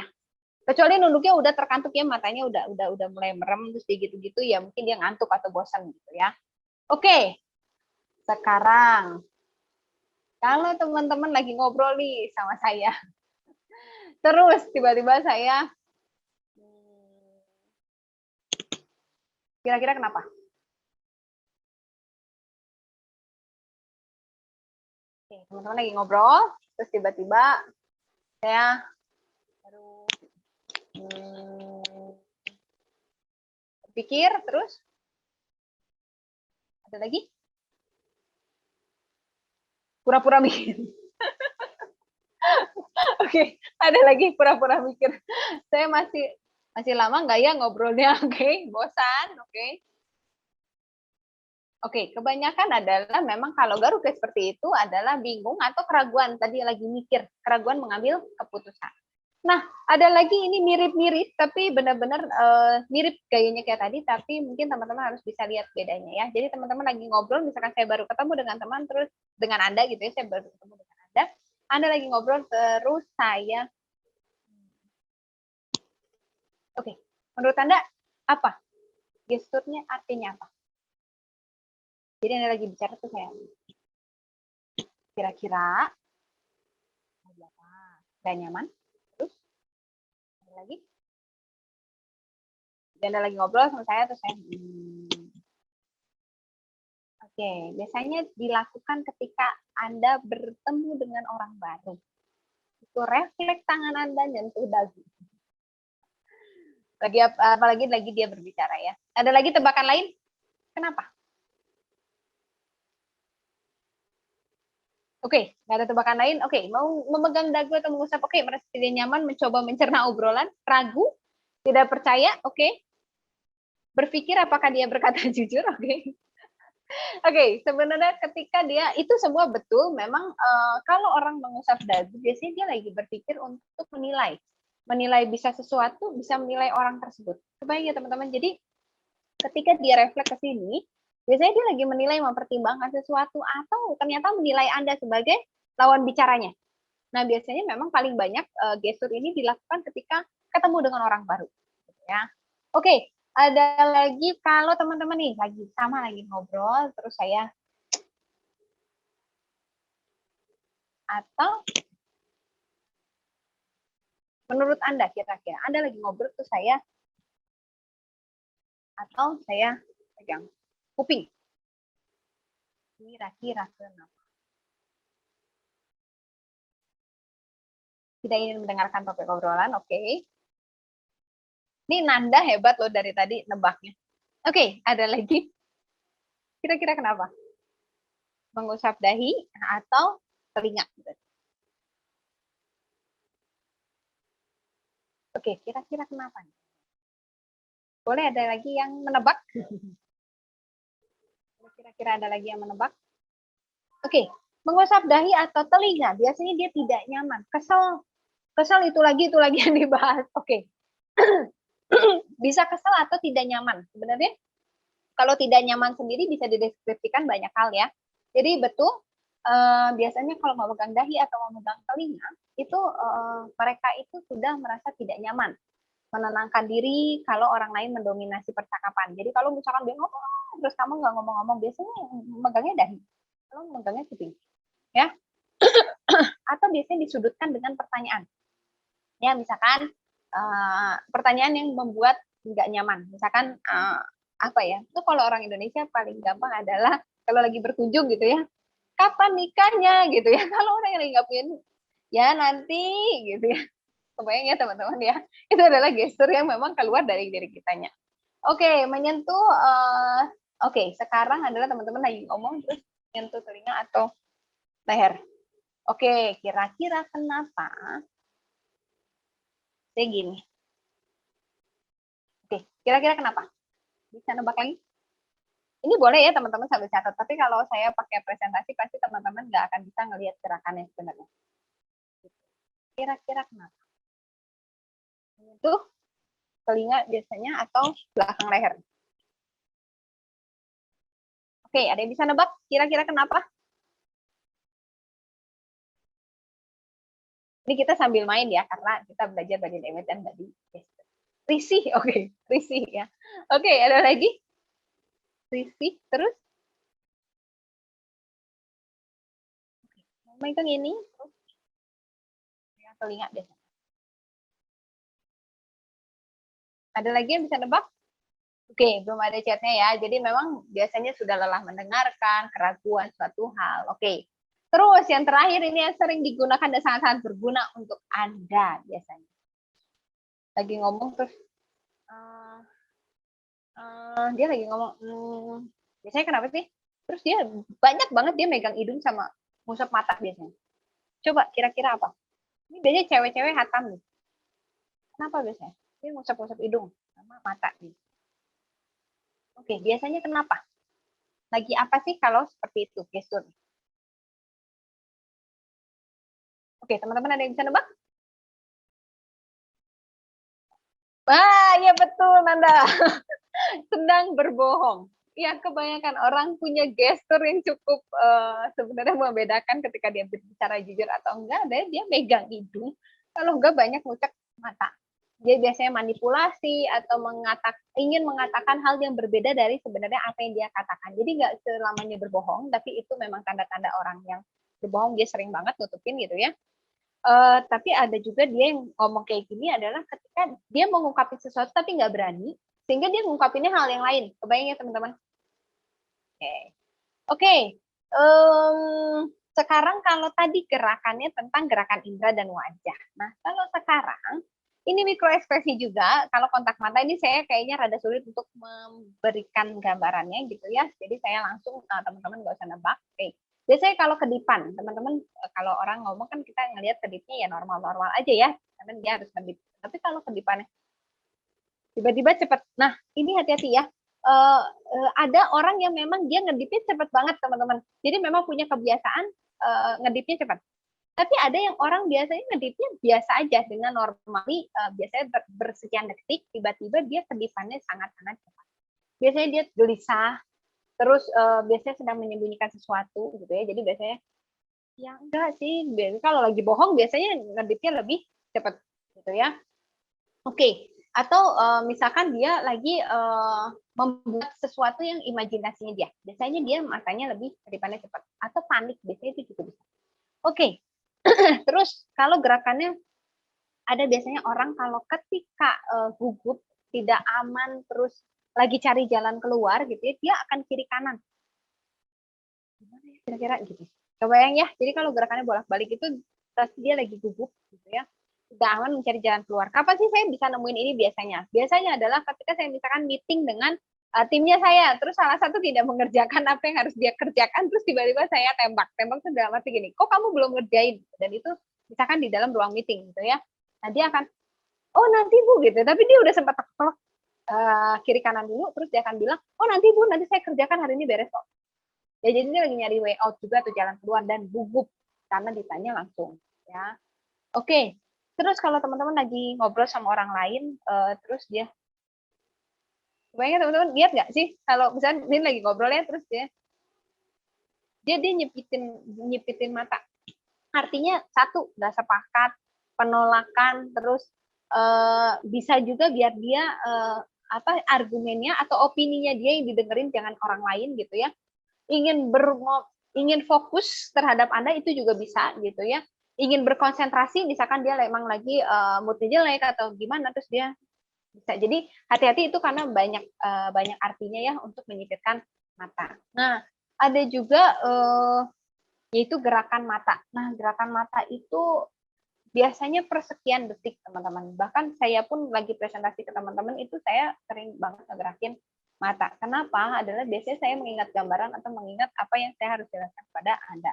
Nah, normal, sangat-sangat normal, dan teman-teman itu kalau lihat lawan bicaranya gitu ya, itu sering banget diberikan. Contoh adalah, kalau pokoknya ingatnya gini, kalau ke kanan, kanannya Anda ya, Anda pasti ngelihat saya kan mirror. Ke kanan itu membangun gambaran. Ya, kalau ke kiri itu mengingat gambaran. Kebayang ya teman-teman, hati-hati. Ini membangun. Kalau dibilang imajinasinya itu di kanan, yang ininya mengingat gambarannya di kiri. Jadi kalau teman-teman melihat lagi ngobrol, terus dia ngadepnya ke kiri atas. Jadi ke kiri terus ke atas. Ya, biasanya dia mengingat gambaran, ingatan yang biasanya dibilang memorinya kita. Mengingat apa yang dimaksud, kejadian, terus peristiwa yang sebelumnya pernah terjadi dan dialami. Itu biasanya dia mengingatkan. Misalkan kayak saya nanya kepada Anda, kemarin kamu jalan-jalan kemana? Misalkan gitu. Terus dia akan ke kiri atas dulu. Oh, kemarin saya jalan-jalan ke sini. Karena dia mengingat. Kebayang ya teman-teman? Bedanya apa dengan ke kanan? Kalau ke kanan atas, biasanya dia menciptakan gambaran. So, kalau biasanya menciptakan gambaran, biasanya adalah berbohong. Karena nggak sesuai sama ekspektasinya. Jadi dia harus menciptakan sebuah gambaran dulu, sehingga dia akan ke kanan, baru dia mikir sebenarnya. Dia otomatis ke kanan, terus dia baru menerka dan berbohong biasanya. Nah, manusia kan diberikan kemampuan untuk berimajinasi ya. Nah, salah satu gesturnya adalah dia melihat ke kanan atas. Kanannya Anda ya. Kalau Anda lihat mirror ke saya, kanannya Anda. Oke. Kalau ke kiri, tengah. Nah, jadi ke kiri tapi belok doang ke tengah. Oke ya. Kalau itu biasanya menerka suara, mengingat apa yang sudah pernah didengar gitu ya. Terus mengingat nada-nada perkataan seseorang yang pernah ia temui, tapi nggak lihat bentuknya apa. Jadi misalkan kalau nelfon, misalkan Anda ingat suaranya saya, Anda akan ngadepin ke kiri. Oh, saya pernah dengar nih suara ini, tapi nggak pernah tahu misalkan fisiknya saya seperti apa gitu ya. Nggak pernah tahu misalkan buka karena misalkan online-nya Anda nggak lihat misalkan ya, tapi Anda pernah dengar suaranya. Itu biasanya ngadepnya ke kiri. Nah, kalau kanan gitu ya. Kalau kanan biasanya adalah responnya Anda sudah pernah melihat apa yang didengar ya. Jadi dia menggambarkan gitu. Menebak biasanya. Ini suara apa ya gitu. Dia ke kanan. Ini suara apa ya? Karena udah pernah lihat bentuk fisiknya, sudah pernah langsung nerka. Jadi menggambaran, kira-kira biasanya suara ini adalah suara apa. Oke, kalau ke kiri bawah, hadapnya ke kiri bawah, gitu ya. Teman-teman awas, hati-hati, ini bedanya gitu ya. Ke kiri bawah biasanya dia adalah membuat dialog dengan diri sendiri, gitu ya. Biasanya mempertimbangkan sesuatu, gitu. Aduh, baiknya gimana ya. Nah, biasanya ngomong sama diri sendiri tuh matanya ke kiri bawah, gitu ya. Kalau ke kanan bawah, dia merasakan perasaan. Ya, kalau tadi mempertimbangkan, kira-kira seharusnya gimana ya? Oh, baiknya saya adalah begini-begini. Oh ya, positifnya, negatifnya apa? Itu biasanya ke kiri sana. Nah, kalau ke kanan, dia mengelola perasaan. Jadi kalau Anda marah, terus lawan Anda ngelihat ke kanan bawah, dia lagi mengelola perasaannya untuk istilahnya, wah saya harus marah atau gimana? Misalkan dia sedih atau gimana, dan dia harus mengeluarkan gestur yang sebenarnya nggak mungkin dia misalkan marah lagi karena misalkan Anda atasannya gitu ya. Dia kan mengelola perasaannya dia dulu sendiri, baru menciptakan sebuah gestur. Nah, masalahnya mikro ekspresi itu benar-benar yang benar-benar dari diri kita secara natural. Jadi pas dia ke bawah dulu sebentar, baru dia lihat lagi ke Anda. Kebayang ya teman-teman. Jadi kalau dibilang kan susah ngelihatnya gitu. Yes, betul susah. Makanya saya awal bilang banget bahwa Anda harus benar-benar secara fisik, rohani, dan rohnya gitu ya, dan pikirannya itu benar-benar harus ada di tempat sehingga lihatnya sepersekian detik. Gitu ya. Dan ini banyak banget yang bisa dipelajari oleh Anda. Tapi lagi-lagi bukan memperhatikan orang lain dulu, tapi memperhatikan kita. Coba lihat Anda di kaca. Kalau Anda marah seperti apa? Kalau Anda kecewa seperti apa? Sedih seperti apa? Senang seperti apa? Kalau Anda nggak suka dengan orang lain, itu ada gesturnya.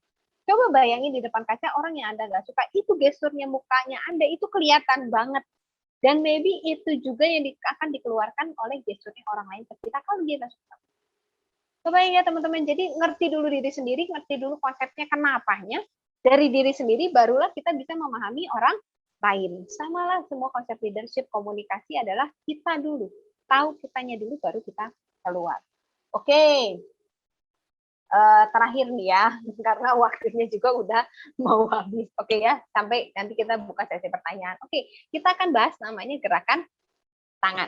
Oke, biasanya tangannya menggenggam. Ini ya, kalau orang duduk terus dia menggenggam terus. Oke, menurut Anda kira-kira kenapa? Boleh tebak nggak?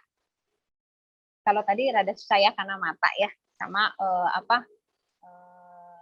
kalau tadi kan cepet gitu ya. Kalau sekarang misalkan ini kan kelihatan ya teman-teman sering banget nih kalau lagi ngobrol sama orang dia menggenggam tangan terus menghadapkan. Kira-kira respon seperti itu dia kenapa? Orangnya tertutup, oke? Terus ada lagi? Kita sambil lihat chatnya ya. Gugup, oke. Oke, terus ada lagi tebakan lain? Jadi tangannya begini ya, menggenggam. Oke. Oke, biasanya betul kondisinya gugup, tidak tenang, biasanya kalau Anda marah atau biasanya kalau, oh ya biar tenang, betul Nanda. Biar tenang, biasanya kayak gitu ya. Makanya kadang kalau kalian mau ngerti kenapa gestur orang lain seperti itu, coba Anda praktekkan. Biasanya Anda kalau kayak gitu bakal apa? Ya, ya betul, biar tenang. Terus misalkan kalau Anda marah atau Anda sedih, biasanya Anda untuk menetralisirnya Anda tuh akan menggenggam seperti ini. Gitu ya. Nah, kalau tadi ada tebakan yang apa? Tertutup. Kalau tertutup biasanya gini. Jadi bukan begini, tapi menyilangkan lengannya. Maybe itu bisa idenya Anda nggak suka, karakter Anda yang dia nggak suka, jadi dia tertutup, dia punya benteng sendiri, atau Anda belum dekat dengan dia. Sehingga dia nggak mau terlalu terbuka, atau menyampaikan berbagai informasi atau karakter dia, atau menunjukkan kepribadian dia ke Anda. Itu juga bisa dengan gitu ya. Jadi beda ya teman-teman yang menggenggam sama menutup seperti ini. Oke. Yang tadi ya. Oke, kalau ternyata saya melipat terus naik. Ini tadi saya sempat singgung di awal ya. Jadi sempat gini terus naik. Kira-kira kenapa? Jadi udah nutup terus sambil menantang. Oke. Betul. Nanda betul terus nih. Tapi ada juga tebakan-tebakan lainnya mungkin dari teman-teman. Boleh dimasukin chat. Tutup terus. Berkuasa. Yes, ada lagi. Ini Nandar kayaknya sombong. Oke, Fidel ya. Fidel. Nanda dari tadi nebaknya hebat. Berarti tinggal dikembangkan saja nih Nanda. Karena sudah mulai peka terhadap body gesture dan body language ya. Oke. Betul, kalau telapak tangan tertutup tadi otoriter mau yang paling gitu ya, bisa menang atau bisa mendominasi yang seperti itu. Terus tidak boleh dipengaruhi orang lain juga biasanya dia lipat tangan sambil dengar. Oke ya. Oke, kalau misalkan saya lagi ngobrol dengan Anda, terus saya tangannya terbuka. Jadi kalau tadi kan menutup ya, kalau ini benar-benar terbuka. Kalau menurut Anda kenapa kira-kira? Jadi saya lagi ngobrol sama Anda, tapi tangannya saya terbuka. Saya dengan orang tersebut. Oke, ada lagi? Ada lagi tebakan yang lain? Kalau tadi kan gini, ada yang gini, sekarang buka tangannya gini. Oke. Oke, ada tebakan lain? Tertarik dengan obrolannya? Oke, betul ya. Jadi telapak tangan terbuka adalah bentuk keramahan, menerima masukan, betul Nandar, menerima masukan, keramahan, percaya dengan orang lain, itu sangat-sangat betul. Jadi tiga yang tadi disebutkan Nandar itu sudah sangat menggambarkan. Jadi kalau teman-teman punya, kalau dalam sebuah bisnis atau Anda bekerja gitu ya dengan negosiasi dengan orang lain, kalau dia sudah terbuka gitu, berarti dia sudah mau untuk berkomunikasi dua arah dengan Anda. Dan dia sudah setuju dan trust dengan Anda. Gitu ya. Dia akan welcome sekali kalau Anda memberikan ide. Tapi hati-hati kalau misalkan lawan bicara Anda sudah begini. Mungkin ide Anda pun harus mempunyai dibilangnya plusnya lebih banyak karena dia nggak percaya dengan Anda, sehingga Anda harus meyakinkan orang lain terlebih dahulu. Oke, Terus, oke, ini yang gampang ya. Oke, kira-kira kenapa? Oke, Pak Romi mungkin mau nebak.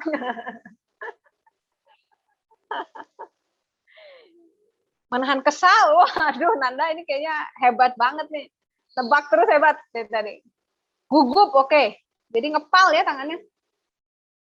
Pernah ya lihat kalau kita lagi komunikasi sama orang terus lagi debat biasa. Kalau lagi debat biasanya suka ada yang ngepalin tangan. Terus kayak nahan napas biasanya. Kira-kira kenapa? Ada lagi yang mau nebak? Oke, tadi nahan marah atau gugup, betul. Mendendam, memendam, oke sorry. Memendam, tahan emosi, Irma, betul.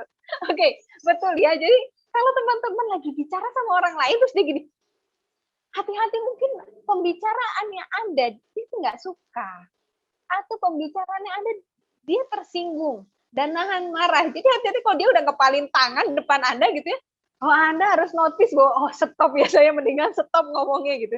Kebayang ya teman-teman, kenapa sih? Salah satu kenapa mesti tahu body gesture dan body language, biar kita tuh lebih toleransi sama orang lain. Biar kita bisa bilangnya apa? Punya manner terhadap orang lain, memperlakukan orang lain secara tepat.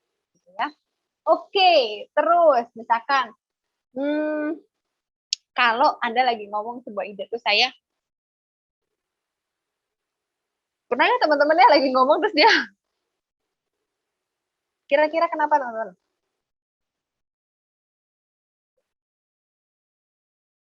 Shock. Kalau shock biasanya nganga gitu. Keceplosan, oke, bisa. Salah ngomong. Oke, terus ada lagi Kak.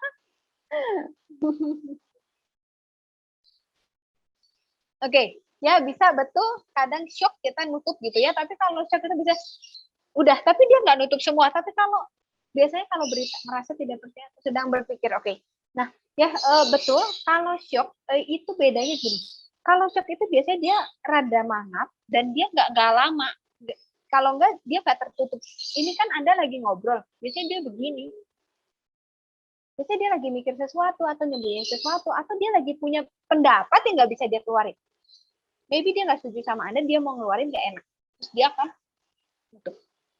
Ya. Jadi mungkin Anda kalau kita ketemu dengan orang gitu, mungkin Anda bisa tanya, kira-kira menurut kamu gimana? Jadi gestur itu membantu Anda buat komunikasi sebenarnya sama dia. Karena dia udah nunjukin sesuatu yang bilang, oh saya nggak bisa ngebukain pendapat nih, gitu ya. Jadi Anda yang harus menanyakan. Bisa, oke. Terus, oke, biasanya orang kalau tadi gini nahan marah ya.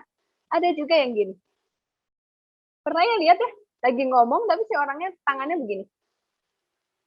Oke, kira-kira kenapa?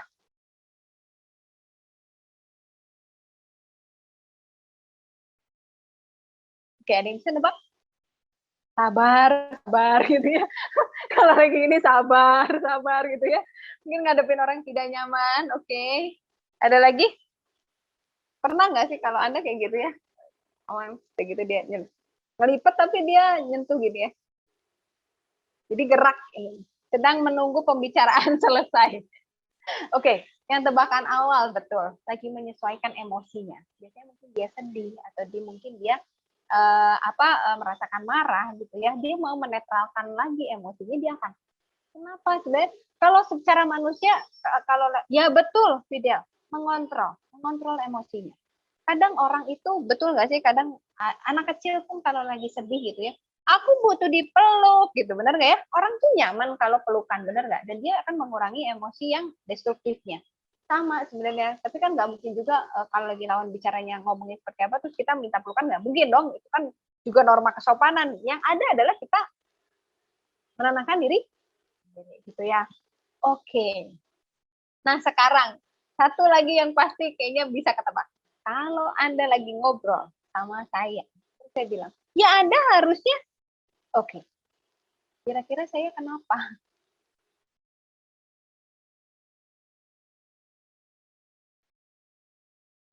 Menekan, oke. Terus ada lagi apa? Ngomel, oke. Ada lagi apa? Emosi, oke. Oke. Ada lagi? Suka nggak sih kalau kita lagi ngobrol sama orang terus Bahaya ya ternyata ya. Gestur kita itu cuma tangan loh. Tangan doang, bahkan tadi cuma mata, kan bahkan cuma begini aja orang bisa ngelihat bahwa ada pesan tersembunyi yang lain yang tidak diucapkan secara verbal. Yes, betul, nunjuk itu adalah otoritas, menekan. Saya harus menang, kamu harus ikutin saya. Yes, betul, ini adalah makanya kata orang zaman dulu, apalagi Indonesia punya budaya yang cukup kental bahwa pernah ya dengar tidak boleh kalau bisa menunjuk orang lain, betul ya?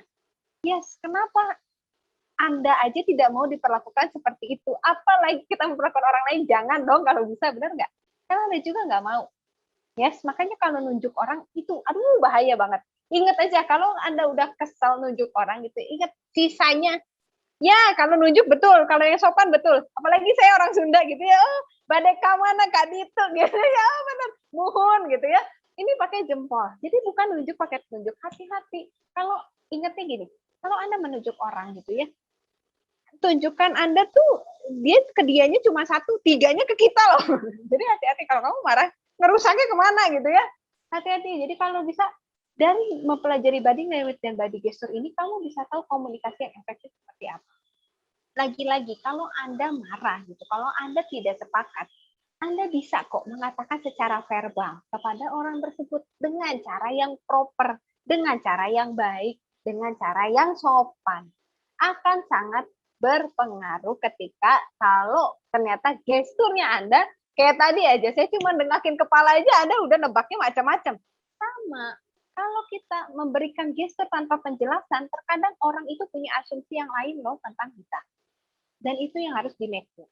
Kenapa dibilangnya sering banget gak efektif? Karena orang lain bukan dengerin pesannya. Kebayang ya teman-teman?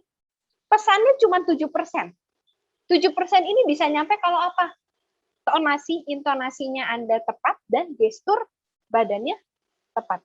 Kalau enggak, itu enggak akan nyampe. Bahkan kalau misalkan dari awal aja sama sekarang, misalkan saya izin ke Pak Romi gitu ya, saya mau bawain trainingnya flat gitu ya, Pak Romi juga akan menegur ke saya, ya ibu gitu ya. Misalkan saya ngomong, hari ini kita akan membahas bahwa tentang body language dan body gesture, semoga Anda senang.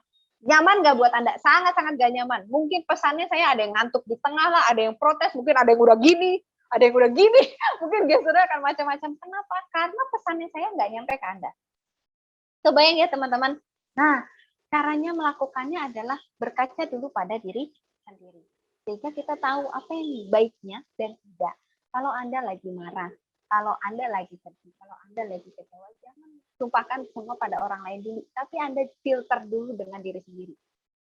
Karena kelihatan banget gestur muka. Kalau Anda nggak suka sama orang aja kelihatan kok. Gitu ya. Jadi hati-hati untuk bisa mengelola emosinya Anda terlebih dahulu. Oke ya, kebayang ya teman-teman. Jadi kenapa penting body gesture dan body language?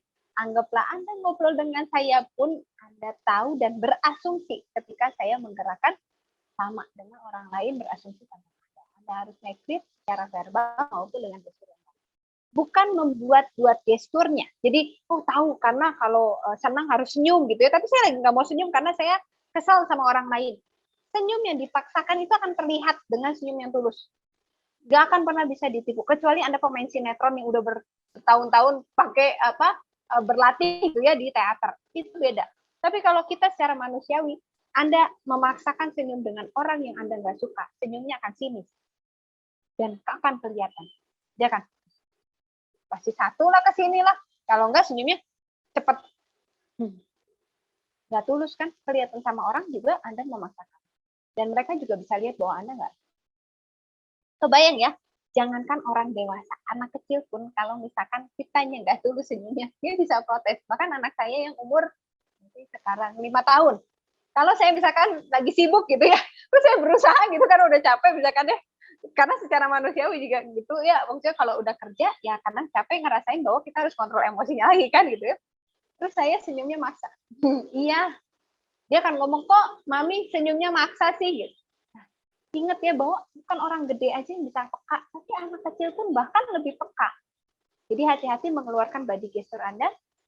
Coba kalau mau merubah body gesture Anda, situasinya Anda yang dirubah. 1, positive thinking, latihan afirmasi yang positif, berpikirnya positif, itu sangat membantu Anda untuk mengelola emosi dan mengatur gesture Anda.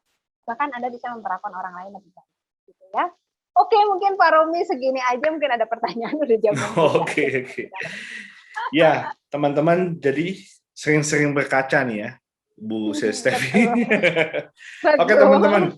Waktu yang singkat ini, jika ada yang ingin bertanya, monggo dituliskan di chat box-nya.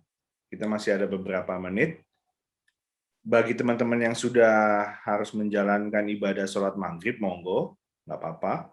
Tapi kalau yang masih mau stay sampai selesai juga nggak apa-apa. Nah, Bu Stefi, tadi kalau sempat dengar tuh fakta tentang 55% itu gestur ya yang menentukan komunikasi itu efektif. Betul. Nah, kenyataannya kalau sekarang kita di zamannya serba gadget online, kita komunikasi lewat WhatsApp, komunikasi lewat Facebook, direct message di Instagram gitu-gitu. Jadi kita nggak paham gitu kan, dia maksudnya benar apa enggak gitu-gitu. Apakah emoticon yang ada di HP itu berfungsi sebagai penggantinya yang tadi gitu? Oke, ini memang kesulitan ya, bahkan seorang trainer gitu ya, maksudnya ketika saya membawakan juga saya mengalami sebuah kesulitan. Kenapa? Karena tidak langsung ya, bahwa tadi saya sudah sempat bilang bahwa nggak bisa ngelihat dari atas sampai bawahnya gestur orangnya. Nah, kalau digantikan dengan emot icon yang mungkin di direct message gitu ya, WA ya, mungkin saya nanya dulu deh ke Pak Romi. Kalau Pak Romi ada icon yang ketawa, bener nggak sih Pak Romi lagi ngakak? Lagi ketawa terbahak? Terkadang cuma ngasih emot itu terus. Iya. Ada yang ketawa. Atau nulis kata WK. Tapi gitu mungkin sih. kan kita mungkin ada senyum, misalkan kadang juga misalkan saya lagi nggak mood nih, misalkan, tapi dia lagi ngelawak gitu kan, nggak mungkin juga kalau misalkan saya bilang nggak lucu gitu kan. Nah, terus kita kan kasih emot icon yang ketawa gitu ya, atau Indonesia hahaha WK. Tapi itu tidak bisa menggantikan ya Pak Romi. Jadi memang lebih sulit. Anggap lagi nih Pak, kalau misalkan di WhatsApp Bapak terus tiba-tiba dapat message dari saya, Pak Romi besok itu saya kesulitan untuk mengajar ini panjang banget. Jadi Pak Romi sendiri kan pasti punya asumsi ini jangan-jangan ibunya lagi bermasalah gitu ya, jangan-jangan ibunya. Nah, asumsi yang itu terkadang membuat persepsinya nggak match, sehingga yang dilakukan sekarang baiknya kalau Anda berkomunikasinya banyaknya pakai WA, direct message, Anda melakukan yang kemarin dibilangnya active listening. Jadi Anda memberikan intisarinya lagi kepada orang lain. Bahwa penangkapan saya, ibu lagi nggak nyaman ya, ada masalah, bisa saya bantu nggak? Jadi make sure, jangan-jangan dia cuma mau cerita doang nih Pak, tapi dia nggak butuh bahwa misalnya, nah itu di make sure dengan orang tersebut, apalagi kalau lagi ngomongin serius. Contoh, kalau lagi sama pasangan nih, WA-an atau direct message gitu ya, terkadang kalau pakai WA itu orangnya nggak marah, ngomongnya biasa aja, dia bisa bilang, lu lagi marah-marah ya sama gue. Padahal cuma gara-gara teks. Kenapa? Karena diintonasinya sama kita sendiri. Kan nggak ada suaranya. Terus kita akan membayangkan, wah jangan-jangan dia marah. Padahal orangnya nggak marah. Maka kita harus make sure lagi apakah persepsi kita, asumsi kita benar. Misalkan kayak tadi, merasa pasangannya marah gitu ya. Atau merasa bos kita marah, kita harus make sure. Ibu maaf, apakah ibu marah dengan tindakannya saya gitu ya? Apa yang bisa saya perbaikin, misalnya kayak gitu. Jadi make sure, karena nggak bisa Pak menggantikan dan namanya manusia ya gitu ya. Secara natural sebenarnya kan ketemu harusnya kan. Iya. Karena posisinya ini aja ada pandemi, kalau nggak ada. Wah. Jadi kita nggak bisa menerima message dan kita menafsirkan langsung begitu ya. Kalau kita nggak yakin, better kita make sure lagi ke orangnya. Betul. Karena cukup bahaya nih Pak. Kalau asumsi dan persepsi dibangun sendiri tanpa make sure ya. Jangan-jangan nanti kita sangat paham, reaksinya juga salah. Nah, itu yang betul. Oke, Pak, ini ada pertanyaan kayaknya. Monggo, Bu Stefi. Dari Nanda. Oh iya, betul. Caranya mengetahui emosi dan suasana pembicaraan dari orang yang memang lost expression atau datar. Oke. Kalau orangnya datar, terus gimana gitu ya, bisa taunya gitu ya. Oke. Nah, yang pertama saja Nanda sudah tahu bahwa dia karakternya atau kebiasaannya adalah non-expression. Bahwa memang dia kebiasaannya loh, memang bawaan kebiasaannya non-expression. So, kamu harus lebih dibilangnya inisiatif untuk bertanya. inisiatif untuk menanyakan secara verbal. Ya, jadi bukan menafsirkan sendiri, kan dia memang non expression, Anda nggak bisa dapat informasi apapun dari gesturnya dia. Tapi dibilangnya dia bisa nggak, misalkan memberikan ekspresi atau gestur sebenarnya bisa, cuman kecil banget, mungkin sepersekian detik. Nah, makanya Anda mesti fokus banget dan yaitu lebih inisiatif untuk bertanya, kamu nyaman nggak kalau saya membahas ini? Oh, kamu senang nggak dengan kabar ini? Jadi kitanya yang lebih atraktif untuk ngajak dia. Maybe sebenarnya bukan dia non expression, tapi memang dia juga mungkin belum nyaman atau belum dekat gitu ya. Atau memang orangnya introvert, memang tidak gitu ya. Jadi memang itu harus dilihat juga kebiasaannya. Kecuali orangnya cerewet kayak saya nih, tiba-tiba terus saya diem. Nah, perlu curiga kenapa gitu ya. Tapi kalau emang non expression karena kebiasaannya kayak gitu, maybe kita yang harus inisiatif untuk tanya. Oke ya, semoga Nanda bisa terbantu dengan jawabannya. Oke, ada lagi satu lagi tadi. Ya. Bagaimana kalau memahami bahasa tubuh orang yang berpura-pura? Sama kayak tadi, berbohong, berpura-pura itu kelihatan banget. Satu, kamu akan melihat banyak gestur yang dibuat-buat. Ya, jadi nggak natural kayak tadi. Senyum yang dibuat-buat akan berbeda dengan senyum yang tulus. Itu akan kelihatan sekali. Nah, orang yang berpura-pura itu banyaknya adalah membangun gambaran dia, karena dia nggak mau ngasih lihat yang aslinya, sehingga dia akan banyak ke kanan atas. Kalau ngejawab pertanyaan, dia akan sering ngusap hidung ya, enggak ngusap mata, ya. Dan banyak gestur-gestur yang sebenarnya kayaknya nggak natural dan pasti refleks kayak tadi teman-teman ngelihat ke saya. Terus teman-teman bisa nebak, itu ketebak sekali kalau misalkan tidak natural. Sekarang saya ketawa, buat Anda juga ketawanya kepaksa, bener nggak? Kalau saya ketawanya memang bener kan teman-teman tahu kan aslinya gitu. Nah sama, berpura-pura itu akan menimbulkan gestur-gestur yang sebenarnya nggak normal.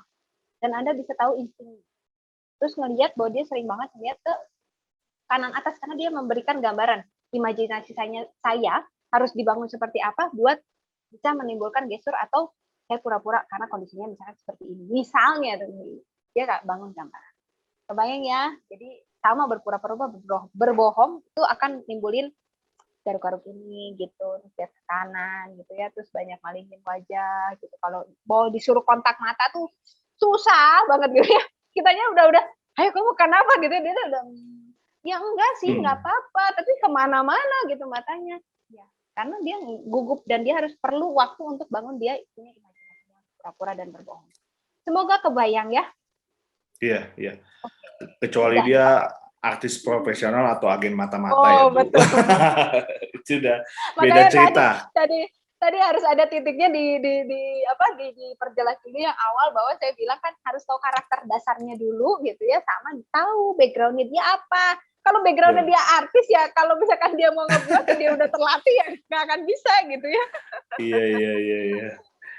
Oke, Bu Stefi. Tampaknya tadi jadi pertanyaan terakhir ya, Bu Stefi ya. Betul. Oke. Kalau begitu, dengan pertanyaan terakhir tadi, materi hari ini juga selesai juga tentang, kok saya lupa hari ini. Understanding body language. Ya. Oke, Bu Stefi, terima kasih banyak buat materinya. Dan terima kasih Pak sudah ngundang dan bisa berbagi. Ya, ini berarti Bu Stefi terakhir nih ya materi Bu Stefi ya. Terakhir, semoga nanti bisa ketemu lagi sama Pak Romi dan teman-teman. Amin dan teman-teman ya. Oke. Terima kasih sekali lagi Bu Stefi. Teman-teman, demikian materi hari ini. Untuk minggu depan kita masih di tema developing others dengan materi dealing with difficult people. Materi menarik lagi. Mudah-mudahan teman-teman tetap join di minggu depan hari Senin. Dan materi hari ini sudah selesai. Demikian, terima kasih atas atensi dan partisipasi teman-teman semua. Sekali lagi kita tetap tidak bosan mengingatkan untuk tetap menjalankan protokol kesehatan, menjaga jarak, jangan lengah, cuci tangan, dan lain-lain. Tetap lebih kreatif dan lebih produktif. Saya mewakili teman-teman yang bertugas hari ini. Bu Stefi, terima kasih banyak. Kita pamit undur diri. Sampai jumpa di minggu depan. Dan selalu semangat pagi. Terima kasih Bu Stefi ya.